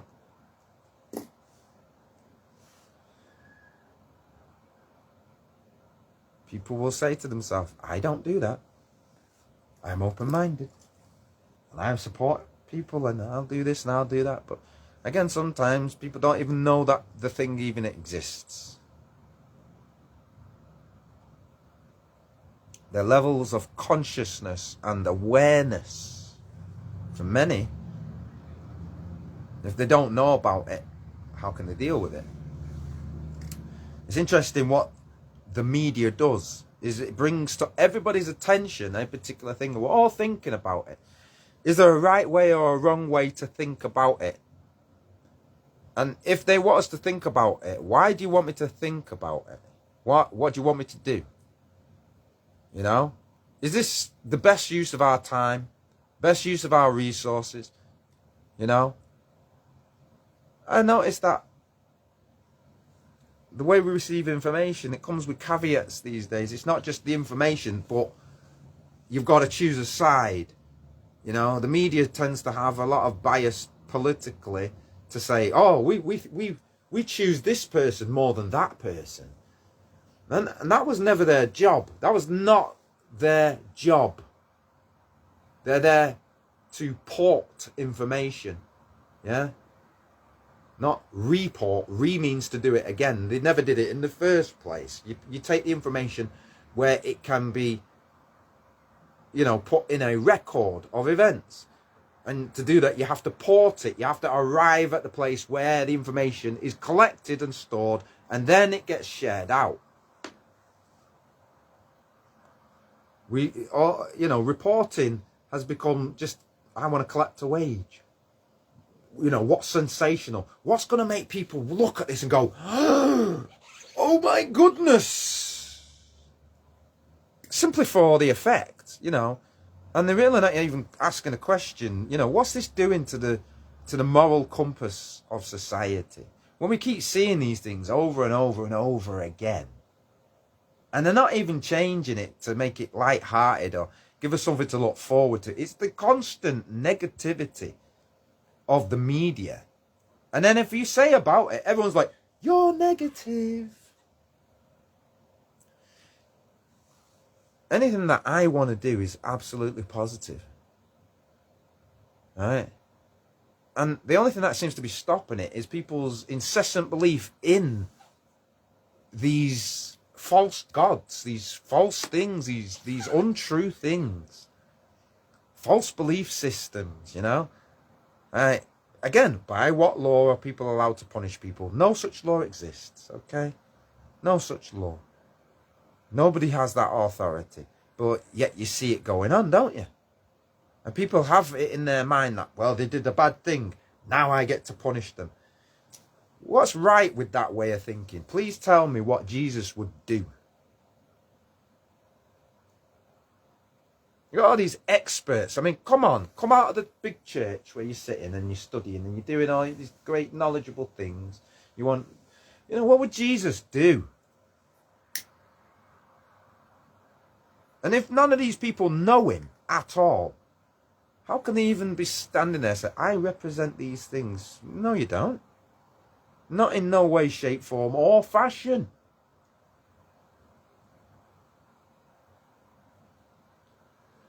It seems more and more that the trappings of the traditions and the festivities are identified as the culture of a group. You got many cultures. You've got West Indian culture, black culture, and that tends to be meshed together. Is it the same as African culture? I don't know. Sometimes people mesh it together and put all these things into a melting pot and then realise this isn't gelling. They don't think how we think. We don't do that. It's not that we cannot share things or come together in a wider group. It's just that we do have these differences and we're going to have to work them out. And that can only be through discussion and say, what's that about? Why do you do that? Oh, right. Okay, I understand now. But how many people are doing that? More than I don't like that group. Look what they're doing. It's different. No, I don't like it. It's easy to do that. It's very easy to run away from something you don't like and just say, that goes in that I don't like. Can't be bothered. It's very easy to do that. Creating peace, making anything that's worthwhile, building something awesome. The amount of work, the amount of, is it right?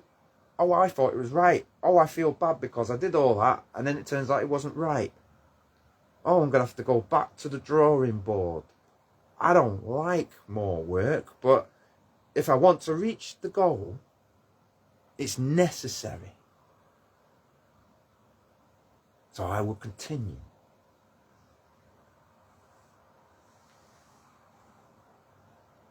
People like to judge your character based on things they believe in and based on things you believe in.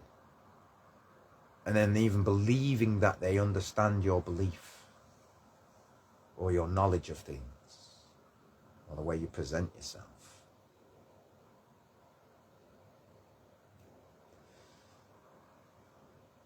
Where is it going? Where do we want it to go? Are we just going to ignore it and go, you know what? That don't matter. I'm going to keep wearing it. And one of the reasons they can get away with it is maybe the way they are, even something like their skin colour allows them to be immediately recognised as something different, and therefore that does not apply. But is that true for everybody? If you look at me, is that the same? Am I the same as everybody out there who does that? So it ends up becoming stereotyped, doesn't it? Typecast. And everything ends up looking very prejudiced. Everybody just tends to throw the same idea into the same pit and say, you're all the same. And maybe people like it like that because that allows them to disassociate themselves from the problem, from being the solution.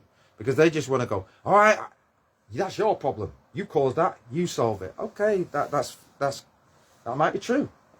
That's fine. Anyone can do that.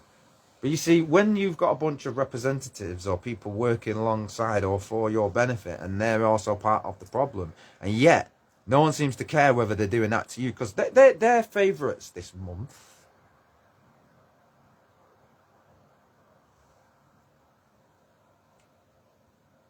You see, the question doesn't go away because they're not currently facing it. Because of the way I see it, once they've exhausted the potential of using that particular method, they're going to have to move on to someone else with the exact same method. Because it is, in fact, become a type of business whereby people are employed to create these situations. so that their business can exist. And that's the only reason it exists. You take it away, like the culture, remove that, and let's just be sensible about it, yeah? All of a sudden now, nothing is generated. Nothing new is happening. They're not able to have the big party, the big carnival, the big celebration, the spending of money, the music, the this, the that. It just becomes an ordinary day.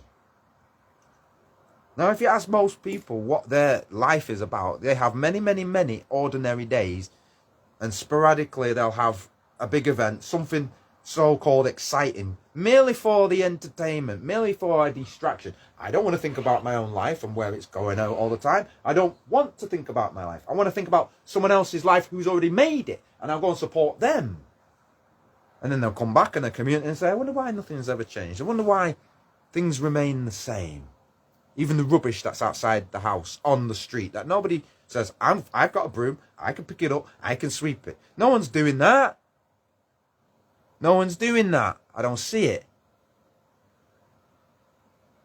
You know, it happens so rarely that people who do that, they're like so rare and special.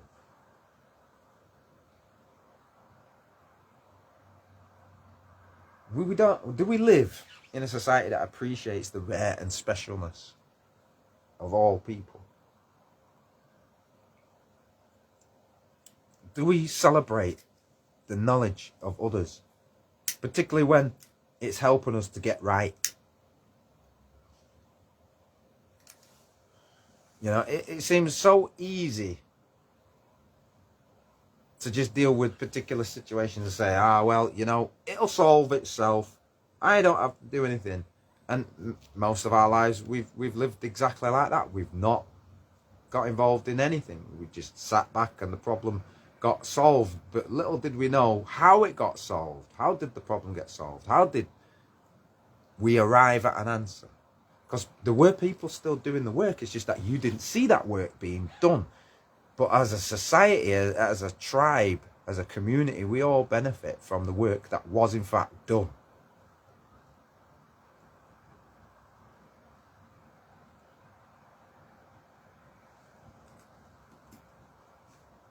And so, when you look at these symbols, they represent works.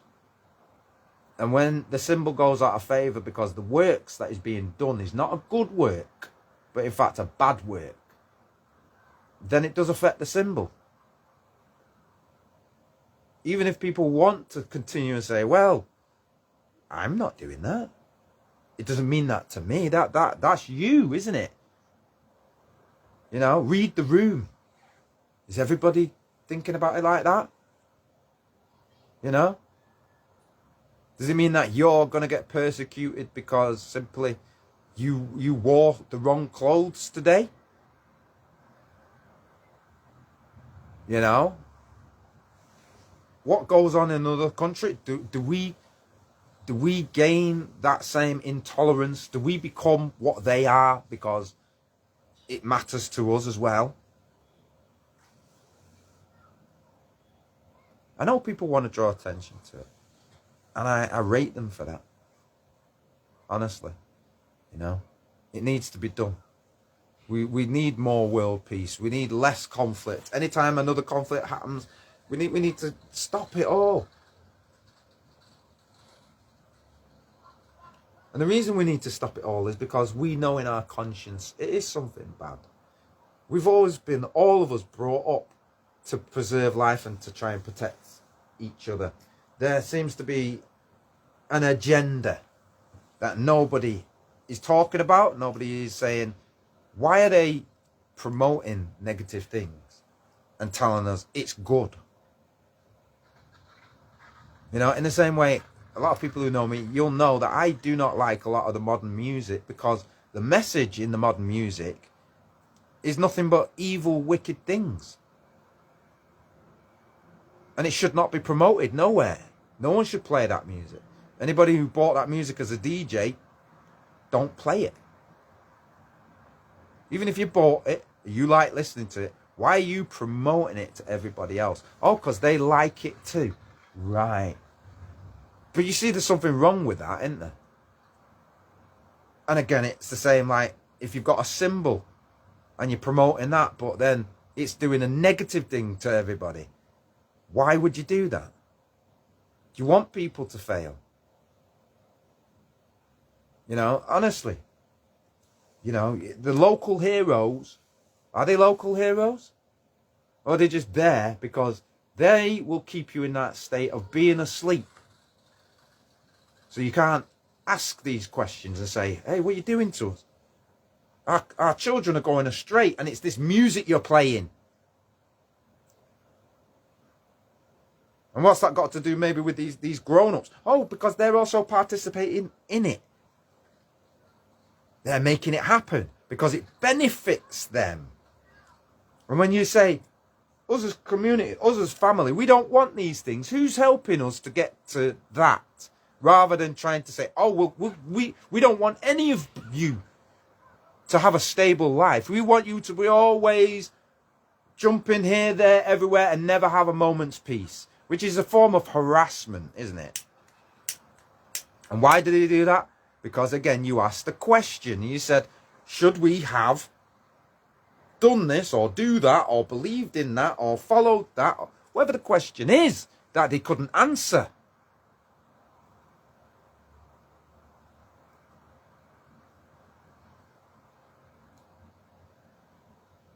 Oh, rather than answer the question, they're going to try and find 10 things about you to say that's wrong about you. That doesn't take away from the question, not at all. See, it's just these attempts to dismiss what you're saying based on a bias and a prejudice that they have about something, but not really truly accepting, embracing, or living and letting live. You know, if they live and let live, why would they even deal with you like that? So rather than even looking at the ones who actually care and saying they're the problem, I think the problem really lies in most people, because they fail to understand many things about what they're experiencing. They don't question even their own experience of something. They'll go through it, and then, you know, maybe in hindsight they can see it, but not when it's happening. You know, they don't stop and take a moment to reflect and say, hey, wait a minute, am I being brainwashed or bullied or rushed into a decision, and somehow I'm supposed to just please everybody? Oh, did I say the right answer? Okay, it's that. I don't know if I believe it or not, but I'll say it anyway. You know, because that's what you want me to say.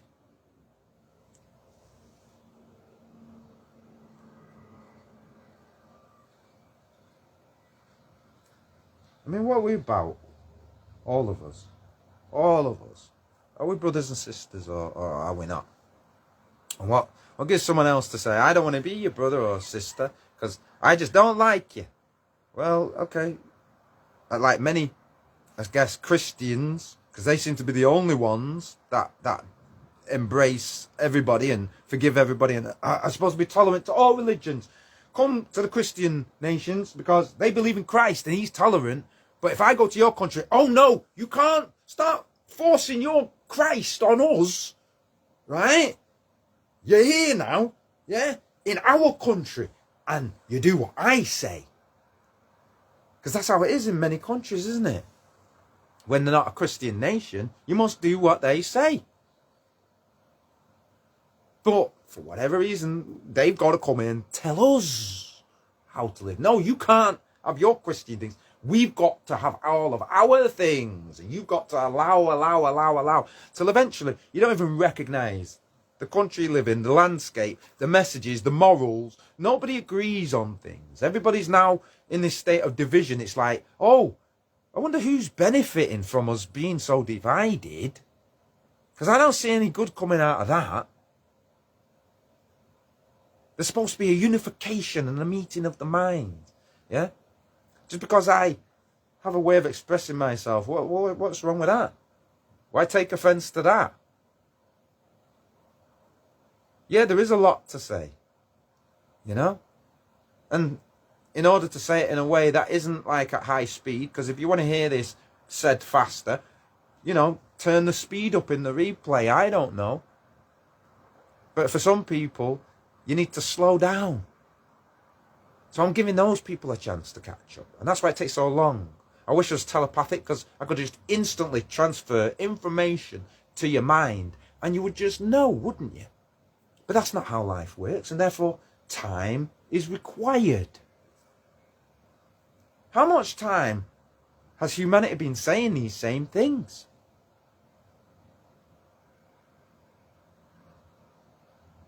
And the minute we have an opportunity with the great technology and inventions, are we allowed to present these things to people so that they can ask themselves the question? You know?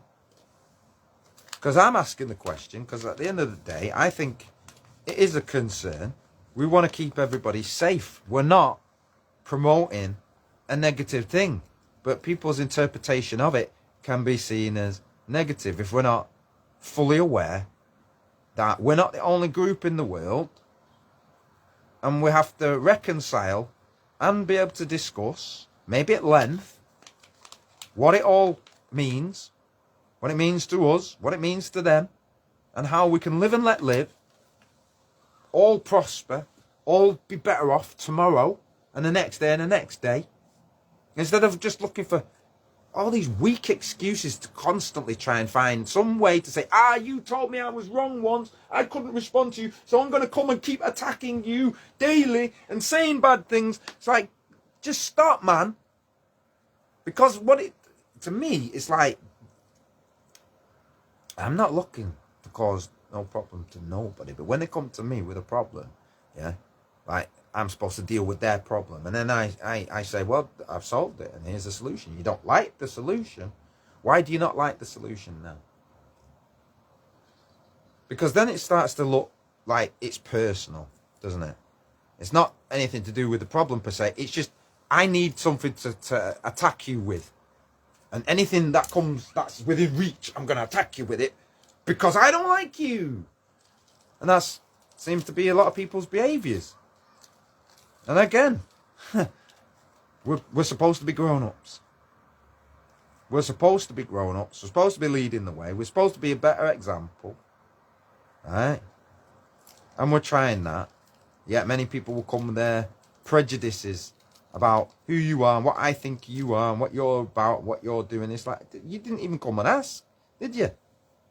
These are just some interpretations, and it fits with what you would like me to be, because then you can justify why you don't like me, innit? But what's not to like?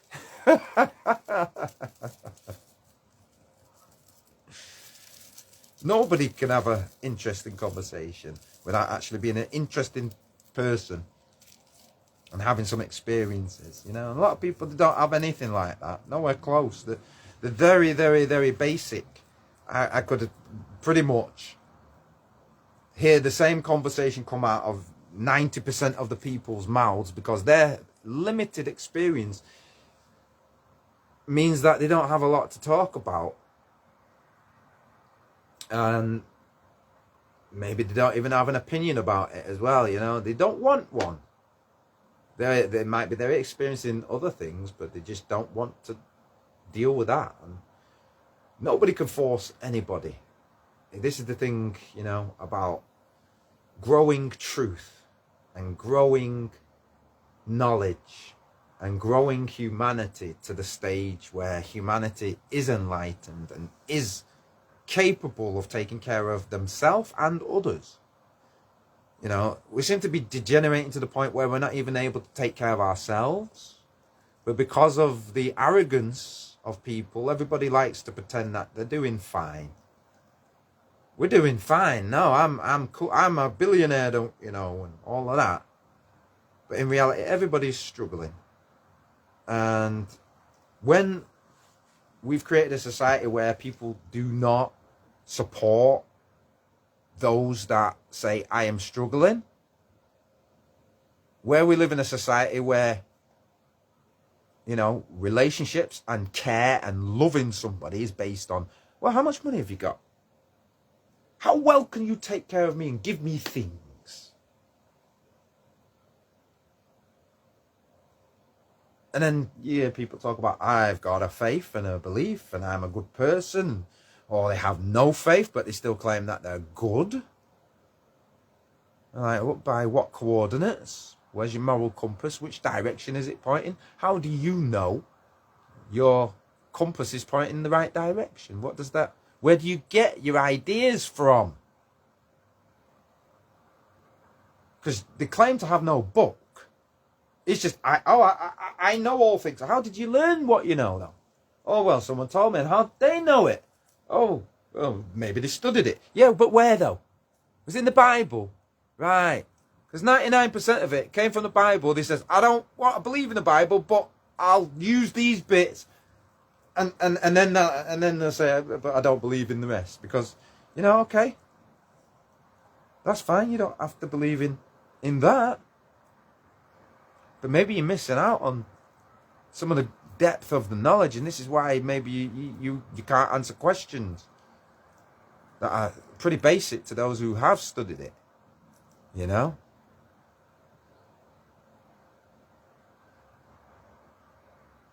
See, when people like to say something about you, and then at the same time, they don't want you to say anything to anybody else about what is really going on. Again, that's a very dangerous situation. Everybody should be questioning. But the required conditions for should to exist simply do not exist. People have their own idea about it, and how many of them care about the thing that they're supposed to represent? And then want to be able to give an answer to these things so that, live and let live, peace on earth and prosperity and one love, giving the help, giving the support, giving the assistance to those that need it. Yeah? You see, it seems to be a very one-sided situation where people like to say everything that they want to say, they'll say it. And then when you say something, oh no, don't say that, change that, don't say that. Why? Well, I don't want you to say it makes me look bad. Okay, but you're trying to say things that make me look bad. Why are you doing that? But then as soon as I respond, you're like, oh no, don't say that.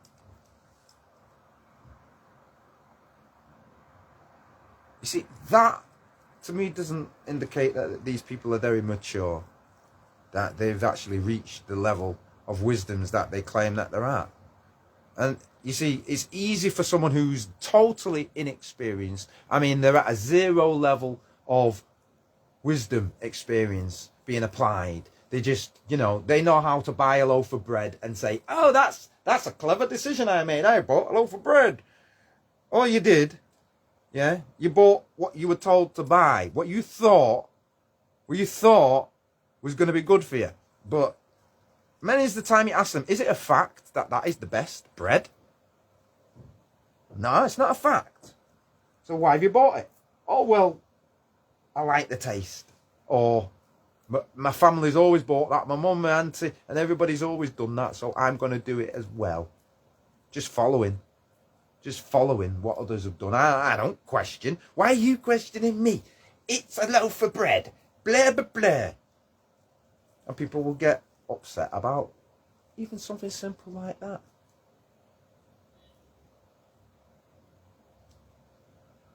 But in reality, if you say, well, I don't think you really made a qualified decision like that. I just think you bought the loaf of bread because you were told by a fancy advert and you liked the advert and it stuck with you. And now you're just someone who's in the habit of buying that bread. You don't question.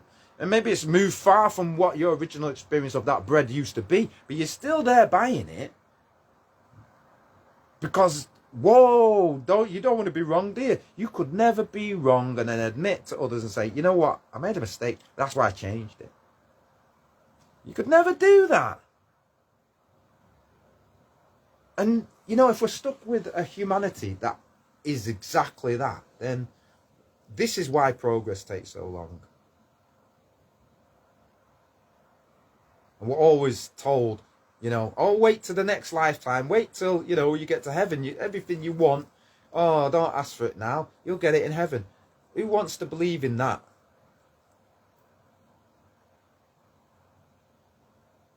I don't think anybody's asking for a lot, really. Just a peaceful existence.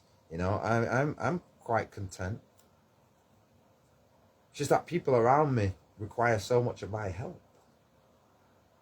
You know, I feel duty bound to do something, to at least help, because I can't see anyone else who can do that. And then when I see some of the responses to these things, I got to ask myself, what's wrong with these people? Why would they even say that or do that? I mean, I'm not coming at them like that at all.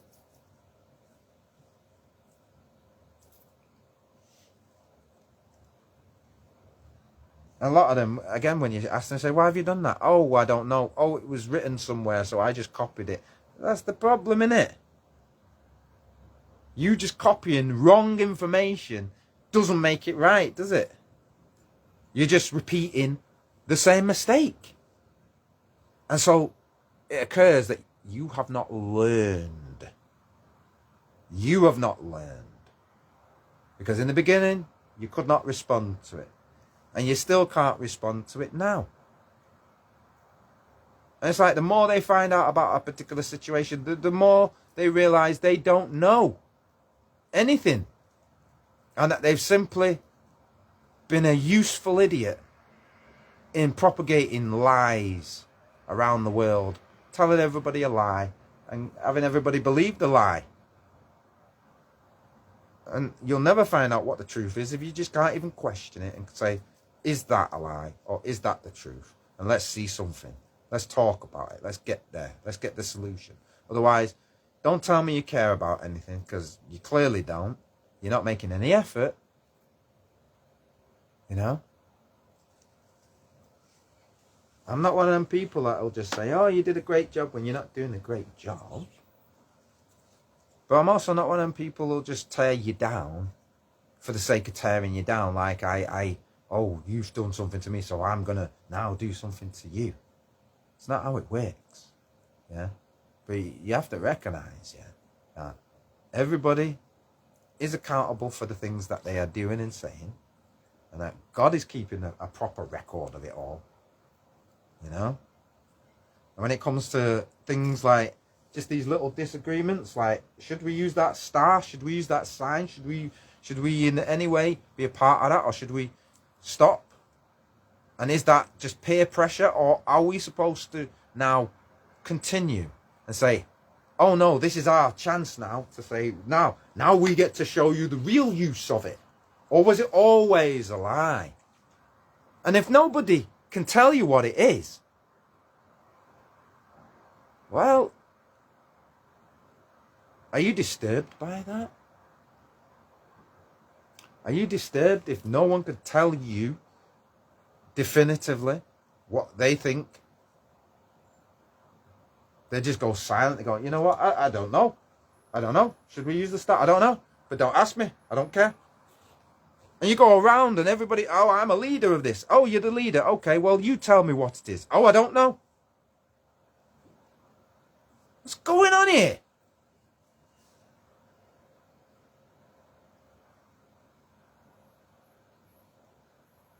If people say they know something, and then when you ask them the question, and they say then, I don't know.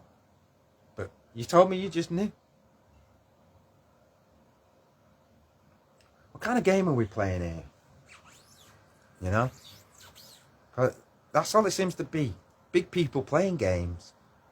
Yeah? And quite possibly it's the same behaviour right around the world, where someone says, so you shouldn't be doing that. Well, you know, and they change the subject or start talking about, oh, but your name is spelt funny or wrong, or look at you. You're the messenger. So let me find some flaw in you, the messenger, because I don't like your message. Yeah? You're making people aware of what I'm doing wrong. So now, they come at you like that. And everyone just goes, oh yeah, because we've heard this story told more than this story. We're just going to go with the story we've heard told more. Doesn't matter how ridiculous the lie, we're sticking with it. Doubling down. Double down on the lie. Oh, you've proven us wrong. Well, we're still going to be with it. And you see, when it comes to the final end of all that, because everything has to get to a conclusion eventually, you know. And then they're all sat there thinking, oh no, I was on the losing side. Oh, I hope they've got some mercy for me. But all the time you weren't showing nobody no mercy. This is the thing. Christianity is just, you know, just walk all over Christians. They won't do anything. That seems to be the attitude of the world. Stomp them in the head. Seems to be the attitude of the world. And yet when you see it, you're like, oh no. Again, all of it. All of it. All of it. We need to do better.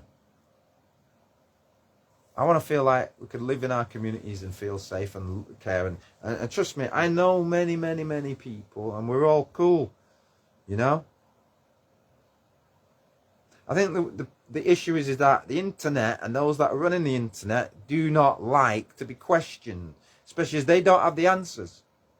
And all they can do is pay for people to try and, you know, come and discredit you like that means anything at all to anybody who's got half a brain even. They don't have to have a full brain. You just have to have half a brain, and they'll realise straight away all of these people are idiots. What they're doing? They've not answered his question. They simply came in with the singular goal to attack this person and prevent anyone from speaking to them or listening to the idea of something. Which, what's that all about? You know, you talk about these symbols meaning things, and then yet you got people behaving like fascists in everything they do. I'm starting to think that a lot of this country, yeah, they need to look at their value system and ask themselves, am I a fascist? Am I just doing things because I was told to do it?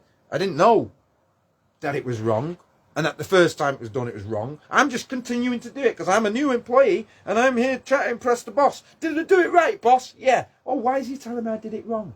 Boss. Oh, the boss can't answer. Now I'm left to answer because the boss has told me to do something, but actually the person I did it to is asking me the question, what did you just do? And I can't answer. I'm asking my boss, and my boss is saying, you didn't do it right. Whoa! Because, you see, many people get used like that. The boss tells them, do that. They do it. It turns out they shouldn't have done that. They turn and say to the boss, but you told me to do it. The boss says, no, I didn't. Yeah, lying. Lying. You know, they know something, but then the minute you say, do you know it? Oh, no, but I don't know. Well, then you're lying. What's that all about?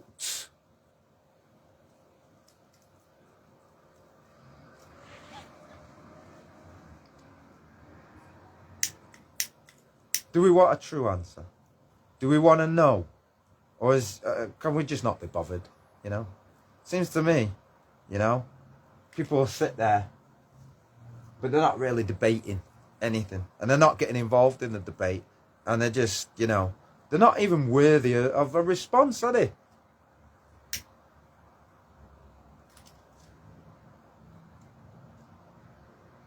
Lack of knowledge in the world. You know, people know when an injustice is obvious, they know it. But when it's subtle, they don't know it. You know? And it's better for them, isn't it? Because, oh, that's just a worry. Now you're telling me to fix something and no one wants to fix it with you. Oh, no, no, no. I'm just happy for injustice to happen. Yeah, that's how disgusting the world is these days, isn't it? It's disgusting. You can see all this injustice going on, but you can't do nothing.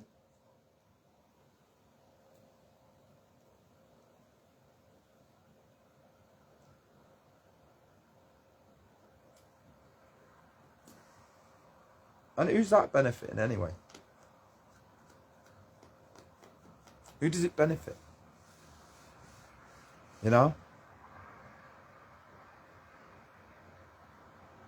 we see these things.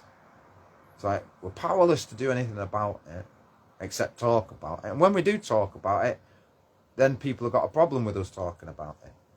So what in fact is the answer then? Because since nobody's grown up anymore and everybody just goes into a tantrum and has an emotional meltdown, you know, and then always tries to bring out the worst in people rather than respond directly to a question that's being asked of them, they will try and flip it onto you, which is a typical narcissistic behavior. You know, all of these things that have been tolerated over time only lead to the same types of unwanted behaviors, such as the narcissism and the rampant national fascism, national socialism, yeah, which is an impossible dream, and nobody's going to participate in it the way that you think people will participate in it. That's why it doesn't work. You know, that's why I say many people, they're just bringing back fascism and they don't realize it. They're just like, but what's wrong with this? It's fascism. Do you understand? No, I don't understand. They're lost. They're totally lost. And that's why people can even look at what's going on in the state of Israel and say, but that looks like what you said was fascism. Now you're doing it. How does it make you right? Everyone is justifying what they do. And yet they're the biggest hypocrites in the world. I just think everybody's just a hypocrite. They're just a hypocrite.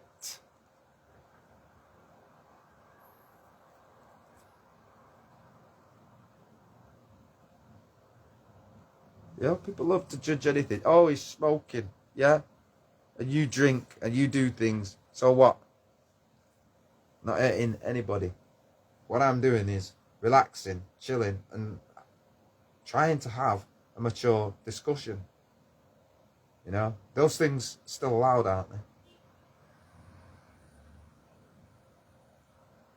People will try and use any small thing to try and invalidate a great truth. A great truth. And it doesn't stop it being true. It just means that people are unhappy that you've discovered what that great truth is, because it means they can no longer manipulate your responses to it the way that they would like to.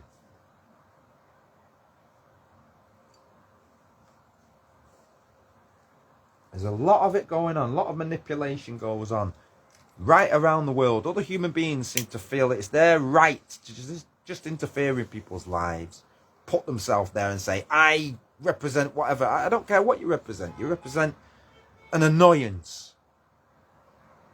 Yeah? Rather than doing something beneficial, you're doing that. And then when you get questioned about it, it's like you double down on it. Rather than say, oh, right, yeah, I'm sorry for that. I shouldn't have done that. Correct it then. Fix it. Because if I then have to come and say to you, you've not fixed it and you've done and you carried on, how are you going to feel?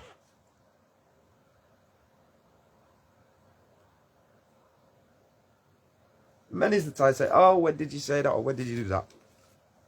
And I show them. And they're still in disbelief.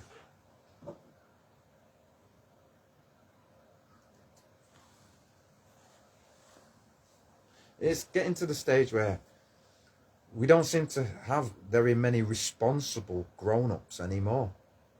And they don't have the mental capacity for anything called decision-making more than, I don't know, it's like some primary school level. We've all got to behave like primary school children in order to fit in. None of us can mature past that because we're artificially holding each other back.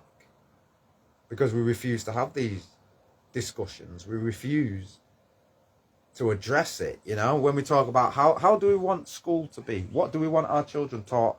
And then all of a sudden people say, you have to learn this, right? No, I don't. Actually, no, I don't. I don't want it. And you just forcing it there really is a problem now. Yeah, we're being made to feel unwelcome where we were born, where we live. Everyone else gets a say except you. And people love it because it's almost like, well, your loss is their gain. Because it's all based on selfish motives, self-serving. I benefit, you don't. Motives.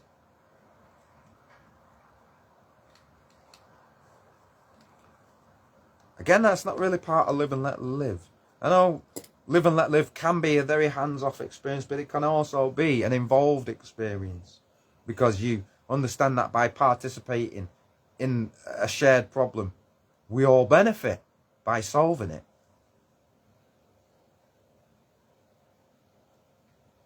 There's many shared problems that we need to address. I think there's many in the community that know these things and they're simply not addressing it. They don't address it because their first fear is, what will people think? Yeah, privately you could have these discussions with them, but you know, it seems like when they're representing the whole thing, what will people think? Will people support that? And that's what makes everything so difficult. People love to use the already preferred, tried and tested method. Well, this way works, and we don't want to do anything different because it upsets people. Sometimes, though, society does need a kick up its ass. And it does need to be a bit upset because we're all participating in it blindly. And we don't want to do that. Especially once we become consciously aware that we shouldn't have done that. And so for people to backtrack and say, yeah, we're wrong, but we're going to correct it, that is a great sign of maturity. But when we just got people doubling down and saying, I'm not budging, I'm going to continue. Well, be careful, you know, because that could come with some great embarrassment.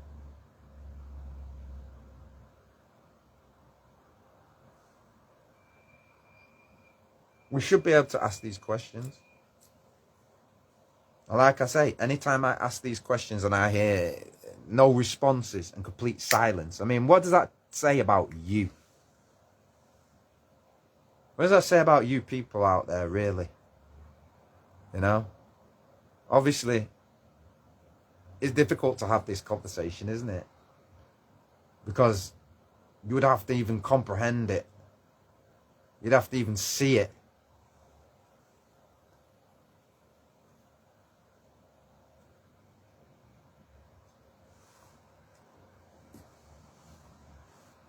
Yeah, so I'd like to know what you guys think. I've given, hopefully, some food for thought. Either it's important or it's not. If it's not important, just say, hey, what are you worried about? Just wear the star, man. That's not a problem. You know? Although I will say this, I was consciously aware while passing this group that I wasn't wearing anything like that. But I was aware that what would have happened if I was? Because I didn't know they were going to be there, and I just happened to ride past. Look, there's one of them now. You know, the reaction of people. The reaction to what you do and what you say and who you are. In the same way that I live and let live, people have stolen the rainbow, given it to themselves and say, we alone own it. And I'm like, well, I like a rainbow, but it's got nothing to do with you. It doesn't reflect on your beliefs or anything. It's just that those are pretty colours. You don't own it. You don't own it. It's not yours. Same way like a star or something else can be adopted by people. But are we changing it by using it? Or does it continue to be the same thing no matter who uses it? And do we think that's important enough? You know, I'm quite upset that everything I like we can't use anymore. Because it's not us anymore. Someone else has said, I own all the colours. We'll leave you all the horrible colours that nobody likes. You can have, you know, what colour is left? You know, an in-between shade, a beigey kind of grey. You can have all the greys. You're just grey people. We're the bright and colourful ones, not you. We're fun, you're not. You know? And then when my child looks up at the sky and there's an actual rainbow in the sky, oh no, that's copywritten to us. You looked at it, now you owe us money. or some nonsense. Because obviously it isn't that. But sometimes it really feels like society has been overtaken. If you want a traditional family, a natural family, a man, a woman, child, you know, and you want to just be yourself and like things that you like versus, oh, other people, are they included in having that decision over what you should like or not like? How much of that nonsense goes on in the world? And how many people just sit back and allow it because, oh, well, it's not happening to me, is it? It's like, you must have done something. How about nobody did anything except ask a question? You know, and the question seems now to have broken the matrix. We broke the matrix. The whole thing's falling apart because a question got asked. That's how fragile everything is. Pathetic. You know, and the human egos can't seem to take it. That they can't answer a question. A question was asked, they couldn't answer it. They're now doubting themselves. And then they go, oh, we're not having that. We were right. We're doubling down on it. Did you forget that you couldn't even answer the first question? You've answered nothing. Not one single question. That's what they are like. Too many people are like that. It's extremely arrogant.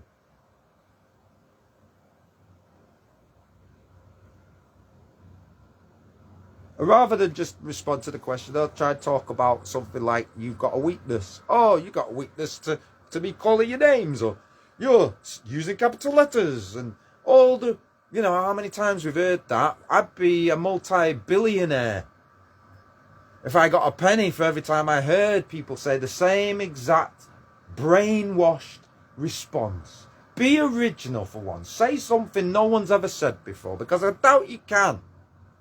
You know? Got all these words, but they always seem to use the same words in the exact same way. It's like, you're right, yeah, you're right. You watch football, yeah, watch football. It was great when it scored goals. Boring, boring, boring. Boring, boring. Boring people. Boring people. Everything they have experienced was someone else did it. I'm talking about it. I'm talking about what everybody else did. What did I do? I don't do anything. I just make money and live and exist and go home and nothing. You know? The non-participating people that exist. Oh, but I'm so useful to society. Well, yeah, we all want to be useful to society, but, you know, there are different ways to be useful to society. And also, what happens when you are useful to society, but then because you ask a question like this, society says, you know what? You might be useful to society, but you ask some questions, man, that I can't answer. And therefore, you don't get to live anymore. That's it. You are not allowed. Is that where we're really heading? Because people cannot answer basic questions, look at a basic question and say, maybe we should have an answer for these things, you know? And then when you see it happening enough, I mean, how do you feel? Do you get tired of it? People keep doing the same nonsense over and over, and they didn't even respond correctly the first time, yet they still think, oh, I'm going to do it again. No.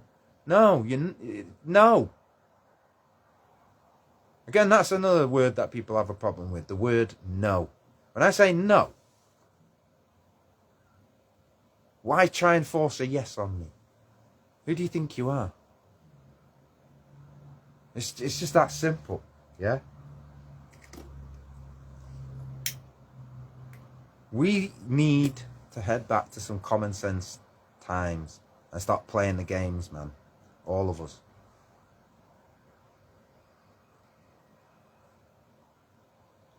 And the ones who like to play games, they're going to lose, because it's not no joke. God is watching, you know. You know? When you say God's people, you're representing his will on earth. You know, what exactly are you trying to create here? Because I'm trying to create peace for all, and goodwill to all men and women and all families and all children And that's who I am. And anyone who ever tries to interpret it any other way, really, it's like, whenever I turn around and say to them, why are you doing that? And you don't do it with other people, first of all. So that's bias discrimination. What's your problem? I've already answered it, haven't I? They are biased and they discriminate. And so why does everybody else think that these people are great people when they're so fundamentally flawed?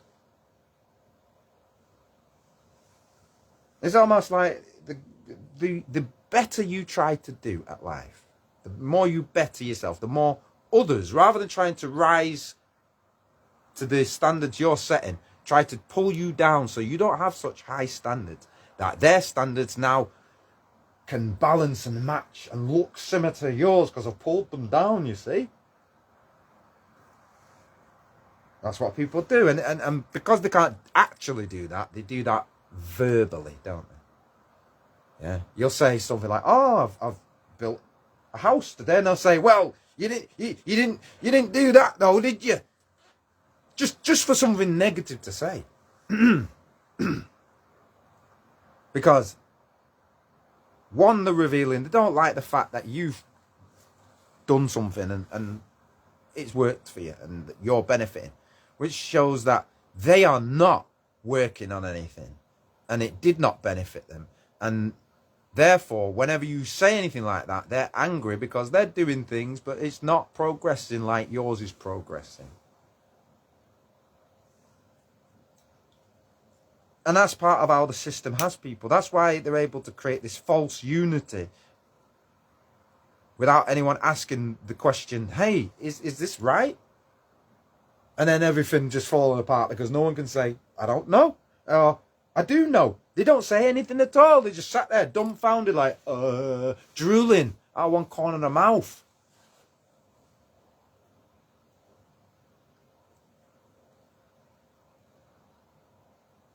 Anyway, I got things to do. You got things to do. It's a simple question. Maybe in watching this video, someone will come with an answer that works, something that's acceptable, that we can all do, that we as a people representing something can stand behind with confidence, knowing that it is the right thing. Because if we're not confident but we're still doing it, or if we're actually in fact part of the problem, then we've got to stop doing it.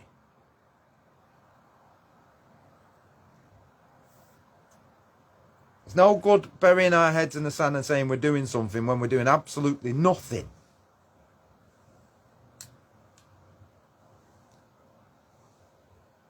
I'll tell you now, no one could ever say that I do nothing.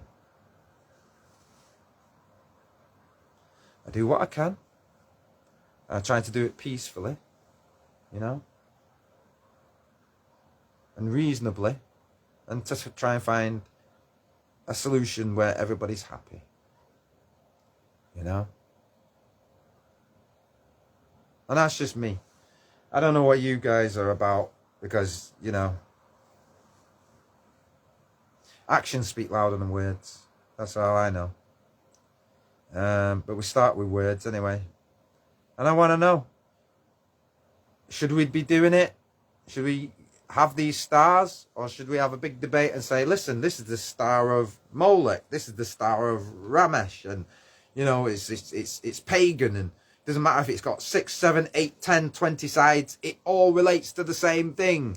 And we've not had this discussion and we were wrong. And it's in the Bible, and what do we think about that? And we were wrong, and maybe if we were wrong about that, we're wrong about other things as well. But we'll never know if we don't have these discussions, and we don't take it out there and ask everybody, because everybody's got a different piece of the puzzle. Each one teach one. Iron sharpens iron. Yeah? I don't say these things just to be right and righteous and holier than thou. It's like, look at me, I'm right. No. Got better things to do with my time.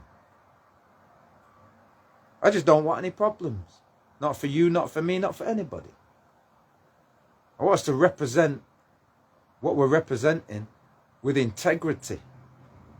And for there to be no doubt. We're only going to get to that if we can have the openness and the transparency in all things. Yeah, because I don't shy from any debate. I really don't. So, with that, it's up to you guys. I'm finishing now. And those that come later on, I would like to hear your responses to this. You know, are stars good or evil, first of all? The use of them by Rastas and things like that, is it a completely separate thing? And do all people agree? And is it safe? If it's not safe, what can we do about it? You know? There's many a time people come and say, oh, you've got a star, and like, what does that mean? Well, I think you know what it means, but there's many meanings, you know? And why would you ask me these things? As if that's the only thing that's important, as if that's me in its entirety. You know, there's other things that, you know, there's a lion there. Does that mean I'm a lion? Am I a lion? You know, am I the Lord of the Thundercats now? You know, you have to, don't you? You have to kind of like show the ridiculousness sometimes of people's assumptions in these things, because people just love to go around assuming everything so that they can have this picture of life in their head and it fits with what they want it to be. And anything that then questions that makes them go, oh, no, my perfect world is now imperfect. Oh, no, it's that person. Because they're the only person that's saying that. So, it must be them. And that's why it takes the truth so long to get traction, because first of all, that discussion has to happen. And then there'll be many more discussions about it with many people that you meet in order to get the answer. And that's why I'm doing this video, so that many people who are on the internet can give me some wisdom, give us all some wisdom. Because, you know, we need some, don't we? All right, people. Have a great day, yeah?